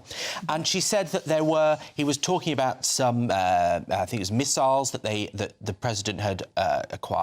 And she said, can I go and visit these? And he said to her, well, no, because they're in submarines in the Arctic. And so, that is a fascinating insight into the fact that, apparently not, dare I be the other side, but there is a point at the heart of this. It's the manner of going about it that's wrong. If he wants it as a base, why not Alaska? It's much nearer than Greenland is to Russia. Why not Alaska? And what will Trump take next that he wants? This is the thing. Is it going to be Mexico? He's taken Venezuela. He wants Greenland. What next? He can't be allowed to do this. As I say, as a businessman, he took anything he wanted, and he's doing exactly the same. I just think for me, at the heart of this here is a kind of a sorry tale, really, about how our European leaders, despite all the obvious warnings and have allowed us to get into a situation, and then we now have to trust that Keir Starmer is going to be the strong man to act in national interest when his government is actively considering prosecuting military veterans as we speak. I mean, come on, We're almost past peak Trump, though, because after the midterms in November, a lot of his power within his own country will seep away from him. So he's an old man in a hurry, and that makes him dangerous. OK. All right. Well, look, be keen to get viewers' and listeners' views on all of this. But, let's see what tomorrow brings when it comes to Greenland, I suppose. Anyway, now, very shortly, I've got a really devastating story for you about, I'm afraid to say, it's a Syrian paedophile who's been staying at a migrant hotel in Greater Manchester. But before that, something to maybe take your mind off all of the potential World War III and the illegal migrant nonsense is £85,000 in tax-free cash. You can buy a lot of property on Greenland for that. Here's how.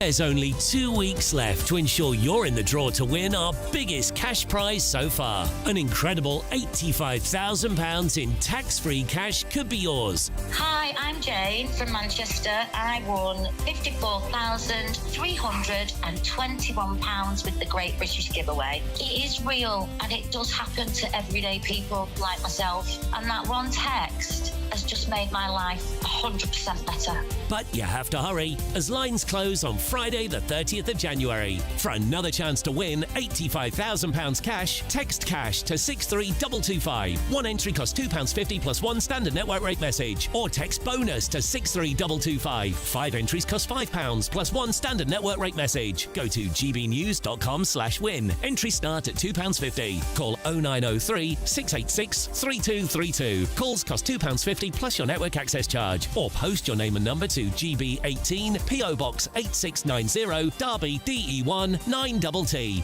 UK only. Entrants must be 18 or over. Lines close at 4 p.m. on the 30th of January. The winner may be contacted live on GB News week commencing 9th of February. Please check the closing time if listening or watching on demand. Good luck. OK, so some breaking news on the front page of the Daily Mail. The Prime Minister has opened the door to a ban on social media for under-16s. That newspaper also leaves with the bombshell rant from Brooklyn Beckham tonight, accusing his family of controlling him, and his mum, I think, dancing seductively on him at his wedding, which is weird, but is he still a kind of brattish Nepo baby who only married an heiress because of his dad's last name? Anyway, before that, a Syrian paedophile at a Migrant hotel in Manchester is fighting to stay in Britain. I've got all of the details on that next.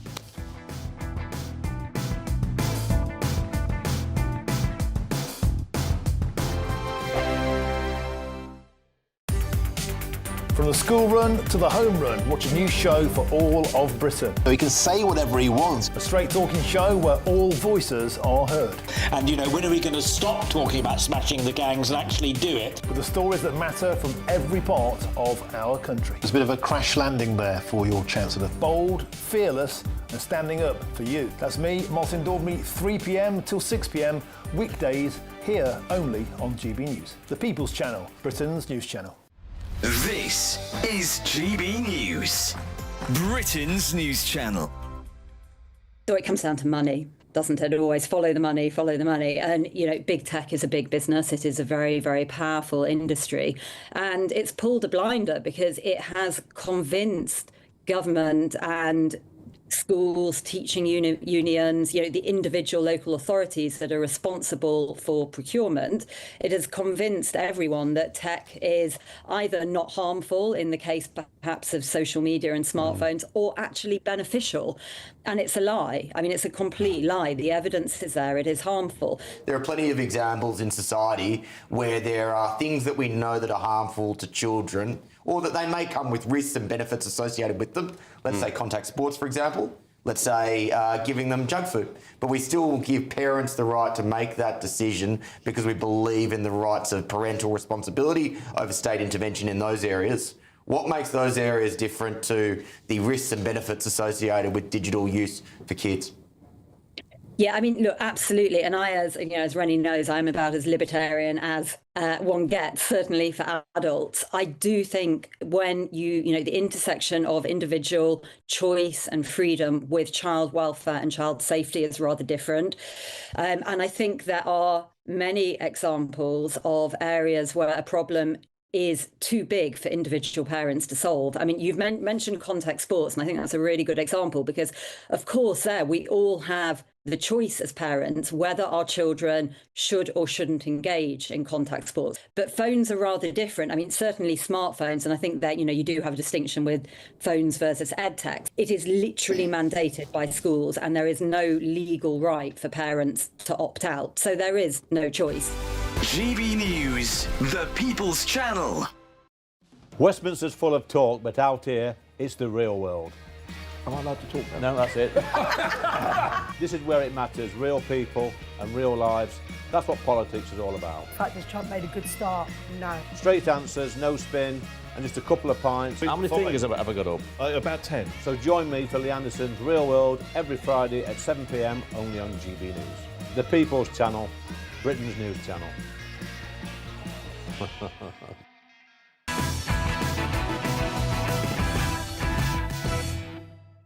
Welcome back to Patrick Christys Tonight. So, an illegal migrant who fled to Britain after sexually assaulting a 15-year-old schoolgirl in Germany is now fighting deportation over his human rights. Azizuddin al-Sheikh Suleiman was convicted of sexually assaulting a 15-year-old girl he encountered following a night out in a German city in 2022. He fled to the UK along with his wife, who is also a fellow asylum seeker, who he married in Nigeria. They have a newborn baby son. Now, he was given taxpayer-funded accommodation at the Britannia Ashley Hotel in Hale, which is in Greater Manchester. It's a very leafy part of Greater Manchester. Hale is a place where a lot of Premier League footballers live, for example. People really aspire to go and live in Hale. But he is now fighting his deportation back to Germany, claiming that his wife would be at risk because of Syrian tribal feuds. Well, it comes on the same day that the Prime Minister's small boats record became the worst in history, with 65,000 migrants arriving in the UK under his watch. Joining us now is the Director of Research at the Centre for Migration Control. It's Rob Bates. Rob, thank you very much. So we have a Syrian paedophile and his Nigerian wife who are fighting deportation because she might face persecution from a Syrian tribe. Yeah, get your head around that. Imagine that being a news story even 20 years ago. We're having to deal with the machinations of Syrian tribal politics. This is a man that clearly shouldn't be in the country, and the fact that he's enjoying the largesse of the British administrative state and being able to launch an appeal against this extradition really just is totemic of the problems that we do face when it comes to clamping down on illegal migration, so long as we stay within the existing human rights framework. And unfortunately, we are seeing actually an explosion of individuals that have committed crimes across Europe coming into the UK on the boat, and us not realising until much, much later, if at all, that they are wanted on the continent for things such as murder, rape and GBH and robbery and so forth. So this is an exploding crisis, really, and actually it really gets down to the fact that we don't know who these men are that are coming across on the boats. We have no clue. This is a man, this instance, Suleiman, who initially lied about his name, and it took us a while to eventually work out his identity. And this really is indicative of the failure in the Home Office to recognise that this is a national security risk. These are individuals that many do have dodgy backgrounds and have done horrible things in the past. And rather than detaining them, we are putting them, in this instance, pretty close to a school, and in many other instances next to vulnerable people in care homes and so forth. It's ridiculous. We need to have a very strong sense now of how we deal with this. And this is anyone that arrives in a boat is put in a detention centre. Exactly. Within 2 weeks. And it's important to say about this. So the National Crime Agency got hold of a European arrest warrant for this guy because obviously it turned out, once we figured out exactly who he was, that he was in fact a paedophile. And he'd been put in the Britannia Ashley Hotel, which is in Hale, which is very near another migrant hotel as well, which is in Altrincham, which is just down the road. And local residents there came out and said, look, we don't really want this. It's near a school. They're going to be given free rein. It's also quite an affluent part of the world, Altrincham and Hale. It's a lovely place to live. It's not the kind of place where you expect to see several hundred illegal migrants dumped. And a police officer stood before them at a public meeting and reassured them that in those parts of Greater Manchester where they've had asylum hotels, there's been no uptick in crime, right? That's what he said, and now here we are. This is the case of a paedophile who was just seeded into that community, Rob. Yeah, and I think that sort of disingenuousness from the authorities is what's breeding a lot of real public anger now at this point. It's not just concern, it is anger at the way we're being treated. It is a sense that the welfare and safety of Brits is a secondary consideration when it comes to ensuring that these individuals, these illegal migrants, have every single dot and comma of their human rights upheld. And we saw this in particular in the Epping Hotel fiasco last year, when, of course, there was a judge that said that actually the rights of those illegal migrants to have a sort of secure processing of their asylum claim trumped the well-being and the right to feel safe in their own community of local residents in Epping. This is an exploding situation, and the government's plan isn't to build these detention facilities that we do need. It isn't to recognise that actually we need to stop significantly increasing the deportation of these illegal migrants. They've actually fallen, deportation of small migrants has fallen under Labour, small boats migrants has fallen under Labour. They're taking them out of hotels and putting them into houses of multiple occupancy and properties on the market. So they're putting them even closer to potentially vulnerable individuals. They're even building new properties for them in certain parts of the country as well. So we'll have to wait and see what he says. I mean, there are question marks, by the way, in some of these reports about the validity of his marriage to begin with, whether or not it was, quote, a marriage of convenience. They've obviously now had a child here, which, as everyone will know, would make it even more difficult for them to be deported. You know, the Germans don't want him because he sexually assaulted a schoolgirl. So why would you? But one thing that was fascinating to come out of this was looking at a German quote here from someone in Germany who's in the government, said that Britain is now seen in Europe as a safe haven for people like this. And when you look at our kind of second story here, which is that Sir Keir Starmer has hit yet another unwanted record, which is that his tenure as Prime Minister has become the worst on record for Channel migrants. 65,000 have arrived in the UK under his watch. What do you make of that, those kind of devastating figures there, really?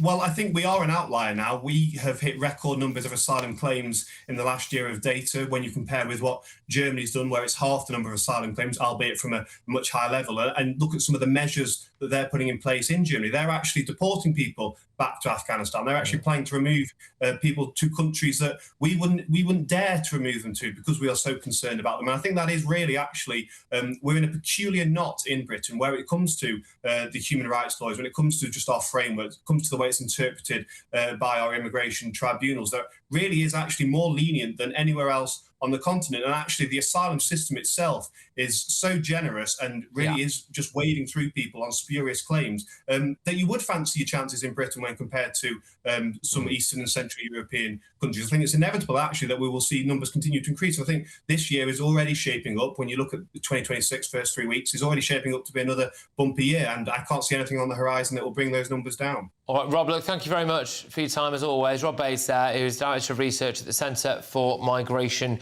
Control. I mean, there is a solution, isn't there? He doesn't have to go back to Syria with his Nigerian wife and their child. And in fact, if he is a paedophile, which he is, he probably shouldn't be anywhere near that child anyway, should he? But a Home Office spokesperson has said, get this, we will not allow foreign criminals and illegal migrants to exploit our laws, which is why we are reforming human rights laws and replacing the broken appeal system, allowing us to scale up deportations. This government deported almost 5,200 foreign national offenders in its first year in office, a 14% increase on the previous year, and we'll continue to do everything we can to remove these vile criminals from our streets. All foreign national offenders who receive a prison sentence in the UK are referred for deportation at the earliest opportunity. Coming up, all of tomorrow's newspaper front pages. Apparently the PM has opened the door to a ban on social media for under-16s, but I think one of the big stories, by the way, is this bombshell rant from Brooklyn Beckham tonight, accusing his family of all sorts, saying he doesn't want to reconcile. Whose side are you on? Personally, I think he's a spoiled brat, but you may disagree.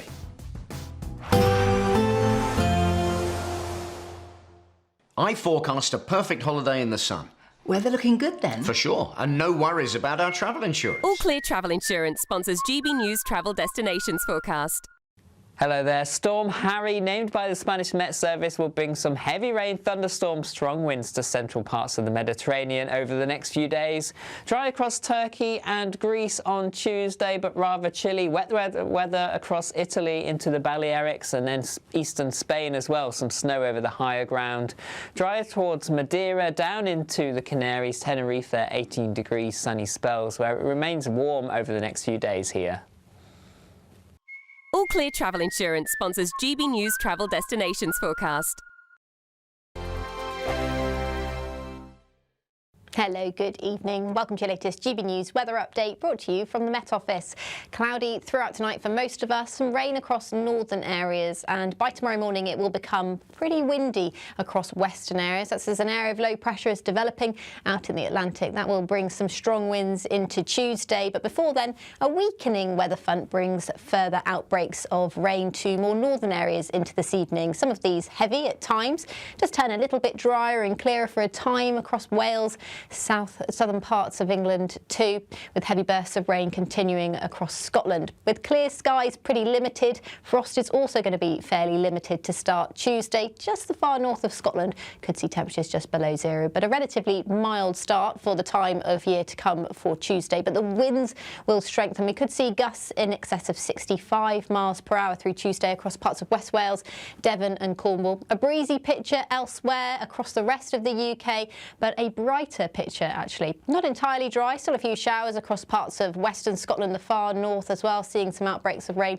through Tuesday morning. But as we head towards lunchtime in the afternoon, I think there'll be more in the way of dry and brighter weather for many northern and eastern areas of the UK. It's actually a very different story for the west, as this area of low pressure starting to develop here will continue to bring further outbreaks of rain into parts of Wales, southwest England, Northern Ireland too, and those winds could bring some travel disruption to ferries as well as rail services as well. So please do check before you travel. Now, it's not going to feel too bad in the brightness in the east on Tuesday, but Wednesday, I think you will more likely be caught out in some rain. Outbreaks of heavy rain will push up from the south, bringing many of us a bit of a wet day on Wednesday. But it's across eastern areas of Scotland where we'll start to see the rainfall totals building up through the rest of this week. We do have a rainfall warning out already for these areas, as we could see as much as 120 millimetres of rain. You want to know what's really going on in the corridors of power? Labour don't know what to do with you half the time, and that makes you quite lethal in the chamber. Get behind the headlines with Chopper's Political Podcast. Join me, Christopher Hope, as I sit down with the great and the good of British politics. We'll see where this ruling takes us. These are the stories shaping our nation. Chopper's Political Podcast, available now on all platforms. Listen in and stay ahead. Decisions made in Washington aren't just shaping America, they're shaping Britain too. From migration to global security, from crime to health. Whatever happens in the White House today will be felt in your town or city tomorrow. That's why The Late Show is live from Washington, DC. Cutting through the politics to show you what it all means for Britain. The Late Show live every night at midnight. Only on GB News, Britain's news channel.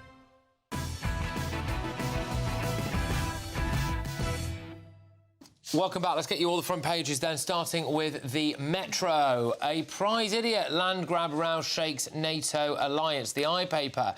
British and US relationship at lowest ebb since 1956 Suez crisis. The Telegraph.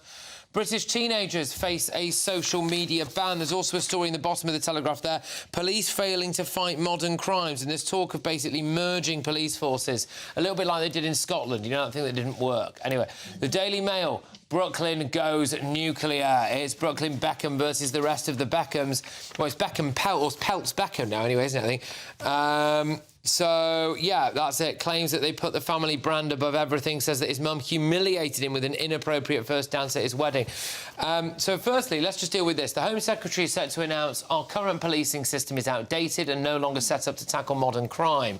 The changes will include significant reforms to policing, equipping forces with the tools and powers they need to fight complex crime. In a statement, the Home Office has said, if our policing model were designed today, it would not result in the structure we have.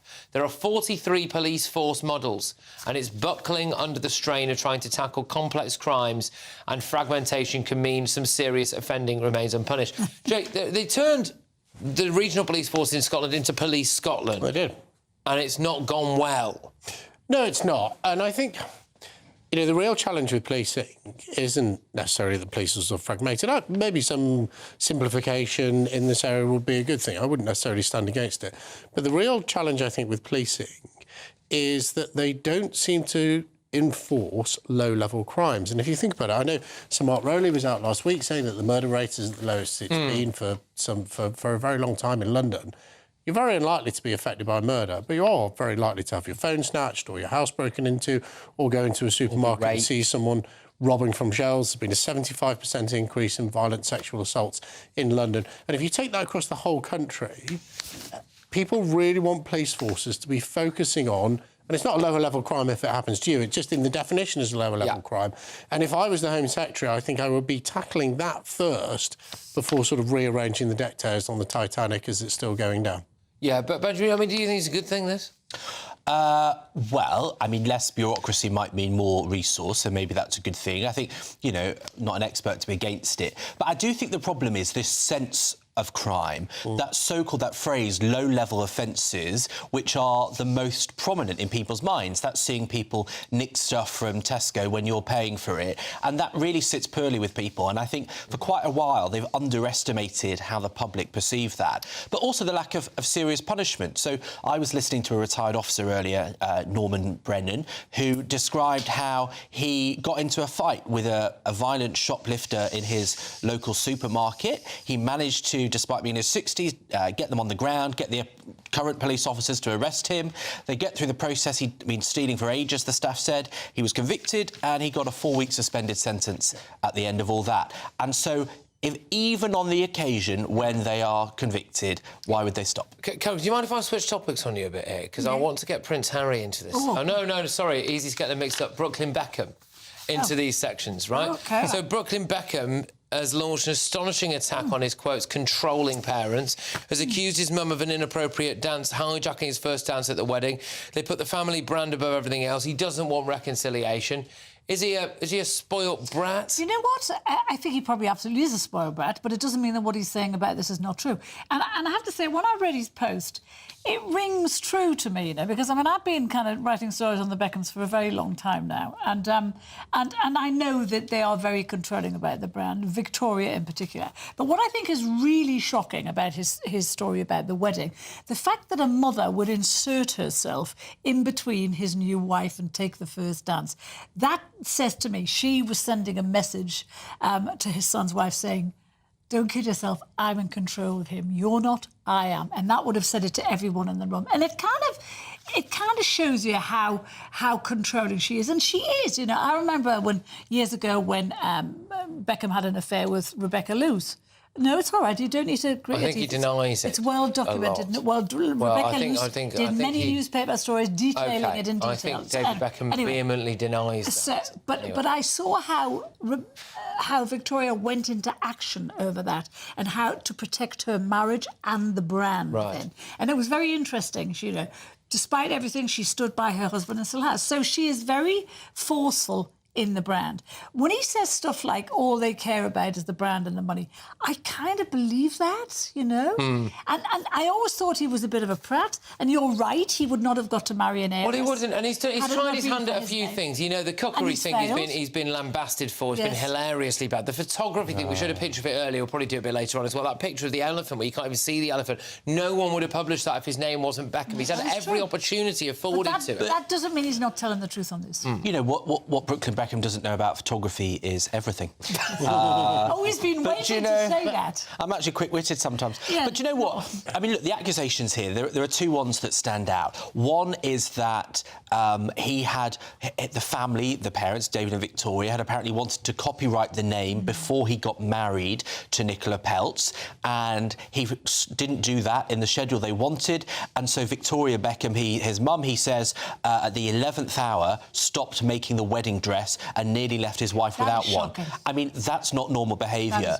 And then at the wedding, Brooklyn gets up to have his first dance with his wife. He's called up by the host. Right, no, but in front of 500 people, and he says that he was completely humiliated because it was Victoria. I mean, this is extremely weird. But you know, isn't this just like Prince Harry, though? It's biting the hand that feeds you. I mean, Sir David and Lady Beckham have given this child a golden childhood and inheritance, and he's turned on them. It reminds me of Prince Harry. We'll pick it up. He hasn't just turned on them. It's actually the Beckhams have been putting out messages to him for months, and he's sick of it. And this is his way of addressing it. We'll pick this up. We'll pick this up. I think this might divide people online, and see what you make of it. I mean, certainly the wedding thing is a bit ridiculous, but there's 500 people at that wedding apparently. So if it's true, then it'll come out. If not, we're going to start seeing a lot of people denying it. More on this explosive revelation when we come back. That's next. Britain deserves a newsroom that puts the facts and your voice first. Well, and that's what you get on GB News. Lively debates, lively conversation. And we're not afraid to hold power to account. And each other. So join me, Andrew Pierce. And me, Miriam Gates, for Britain's Newsroom, weekdays from 9:30 on GB News. Martin Daubney, weekdays from 3 p.m. That you finally got your MBE. Well done, sir. Absolutely, and thank you very much indeed. Yeah, I'm so honoured, to get it. I could not believe it when I got the letter saying, they were going to honour me with it. I can't wait to go and collect it now. And Paul, no doubt when you go and meet His Majesty, you might have some kind of funny quip to say to him. What are you going to say to me, to Your Majesty? Well, I might say, not from you to me, hopefully. It depends who it is, doesn't it, as well? I might be stum. Sometimes I can't say things much, but who knows? I mean, I'm just really looking forward to collecting it. It's I feel so honoured. And Paul, of course, as well as services to comedy, which this wasn't for, though heaven knows it perhaps should have been, this was for services, your recognition of your fundraising for Marie Curie for cancer, of course, because your brother Barry sadly passed away of bone cancer. And since that time, you kind of made it one of your missions to raise awareness, and that is why the King has given you the nod. Tell us about your charity work. Well, both Barry and I were both ambassadors for Marie Curie for about 6-7 years before Barry passed away. It was just such a fabulous thing. You know so many people that have been looked after by Marie Curie in the later age. That's obviously because the age we are getting to that sort of age. Lots of our friends and family are passing away. And the Marie Curie, they just everything. When my father-in-law passed away, he was on what you say his deathbed. And a Marie Curie nurse sat up with my wife all night long. She didn't have to, but they sat there for like 7 or 8 hours with her. It was, they're just wonderful people. They do a lot more than people realise they do. GB News, the People's Channel. Join me, Nana Akweer, for an informative, interactive news programme with a difference. It's fun. No, he didn't say that, Dave. I'm so surprised. I think there's an element of truth to that. Join me from 3 p.m. every weekend, only on GB News, Britain's news channel. In the GB Newsroom, we bring you the news as it happens. With our team of dedicated journalists across the UK. We're ready to keep you up to date with what's happening every half an hour, every single day. Bulletins here on GB News. The People's Channel. Britain's news channel.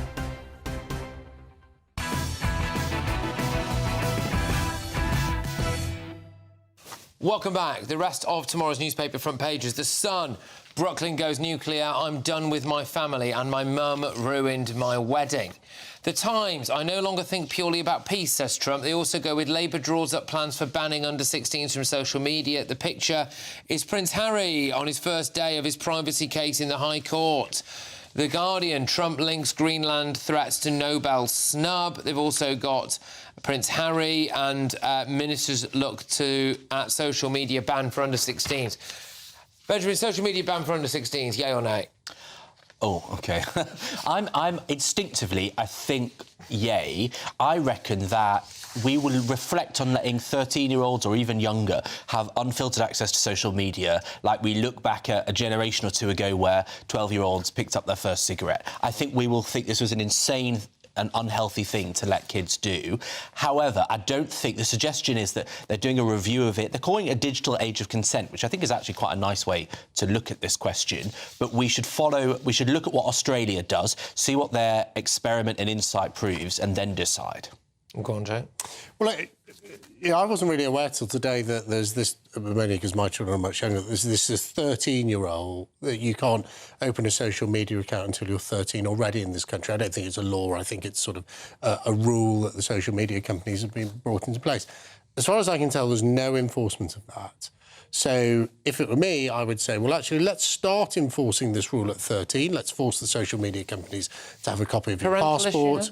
Oh, pardon? So isn't it up to parents to manage their own kids? I think parents really want to help with this, though. I think, you can try and stop your child looking at social media and they can go to school and if all of their friends have it, it's a battle you've automatically lost. So I instinctively would like to see what happens in Australia before we bring in this 16-year-old blanket ban. But we do already have existing rules. We should enforce them. That is the problem with this country. Every single time something goes wrong, we call for new rules, new laws, rather than enforcing the ones which we already have, which in many cases are more than adequate to deal with the issue.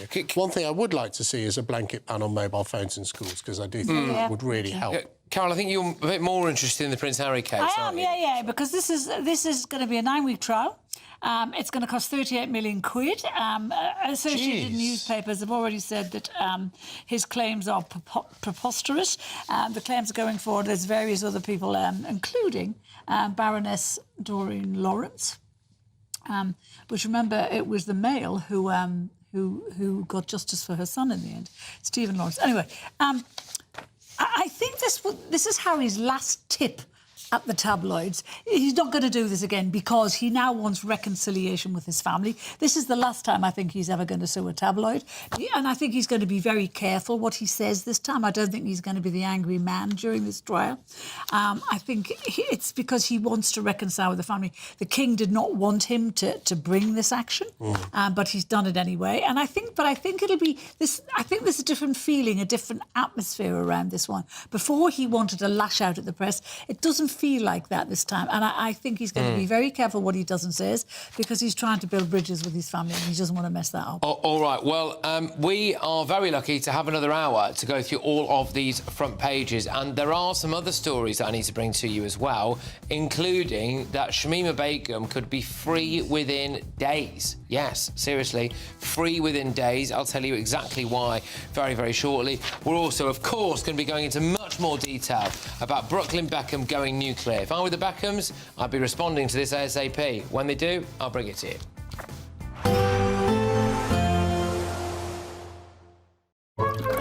Warm and cosy, with a chance of zero visibility. Boxed Boilers sponsors the weather on GB News. Hello, good evening. Welcome to your latest GB News weather update, brought to you from the Met Office. Cloudy throughout tonight for most of us, some rain across northern areas, and by tomorrow morning it will become pretty windy across western areas. That's as an area of low pressure is developing out in the Atlantic. That will bring some strong winds into Tuesday, but before then, a weakening weather front brings further outbreaks of rain to more northern areas into this evening. Some of these heavy at times, just turn a little bit drier and clearer for a time across Wales, southern parts of England too, with heavy bursts of rain continuing across Scotland. With clear skies pretty limited, frost is also going to be fairly limited to start Tuesday. Just the far north of Scotland could see temperatures just below zero, but a relatively mild start for the time of year to come for Tuesday. But the winds will strengthen. We could see gusts in excess of 65 miles per hour through Tuesday across parts of West Wales, Devon and Cornwall. A breezy picture elsewhere across the rest of the UK, but a brighter picture actually. Not entirely dry, still a few showers across parts of western Scotland, the far north as well, seeing some outbreaks of rain through Tuesday morning. But as we head towards lunchtime in the afternoon, I think there'll be more in the way of drier and brighter weather for many northern and eastern areas of the UK. It's actually a very different story for the west, as this area of low pressure starting to develop here will continue to bring further outbreaks of rain into parts of Wales, southwest England, Northern Ireland too, and those winds could bring some travel disruption to ferries as well as rail services as well. So please do check before you travel. Now, it's not going to feel too bad in the brightness in the east on Tuesday, but Wednesday, I think you will more likely be caught out in some rain. Outbreaks of heavy rain will push up from the south, bringing many of us a bit of a wet day on Wednesday. But it's across eastern areas of Scotland where we'll start to see the rainfall totals building up through the rest of this week. We do have a rainfall warning out already for these areas, as we could see as much as 120 millimetres of rain. Warm and cosy, with a chance of zero visibility. Boxed Boilers sponsors the weather on GB News. Well, Brooklyn Beckham, whose team are you on here? Is he a spoilt brat or is he right to speak out? He says his mum ruined his wedding. She danced inappropriately with him. She's been vile to his now wife. They claim that they've put the family brand above everything else. He says he doesn't want reconciliation and essentially he hates his family. So we're going to be talking about that. Of course, another big story for you is that Shamima Begum could be free within days. We'll talk about that and the very latest, of course, on Greenland and a social media ban for under 16s. An incredible £85,000 in tax-free cash could be yours. Hi, I'm Jane. I won £54,321 with the Great British Giveaway. Oh, definitely please enter. It is real, and that one text has just made my life 100% better. For another chance to win £85,000 cash, text cash to 63225. One entry costs £2.50 plus one standard network rate message. Or text bonus to 63225. 5 entries cost £5 plus one standard network rate message. Go to gbnews.com/win. Entries start at £2.50. Call 0903 686 3232. Calls cost £2.50 plus your network access charge. Or post your name and number to GB18 PO Box 8690 Derby DE1 9TT. UK only. Entrance must be 18 or over. Lines close at 4 p.m. on the 30th of January. Please check the closing time if listening or watching on demand. Good luck. From the school run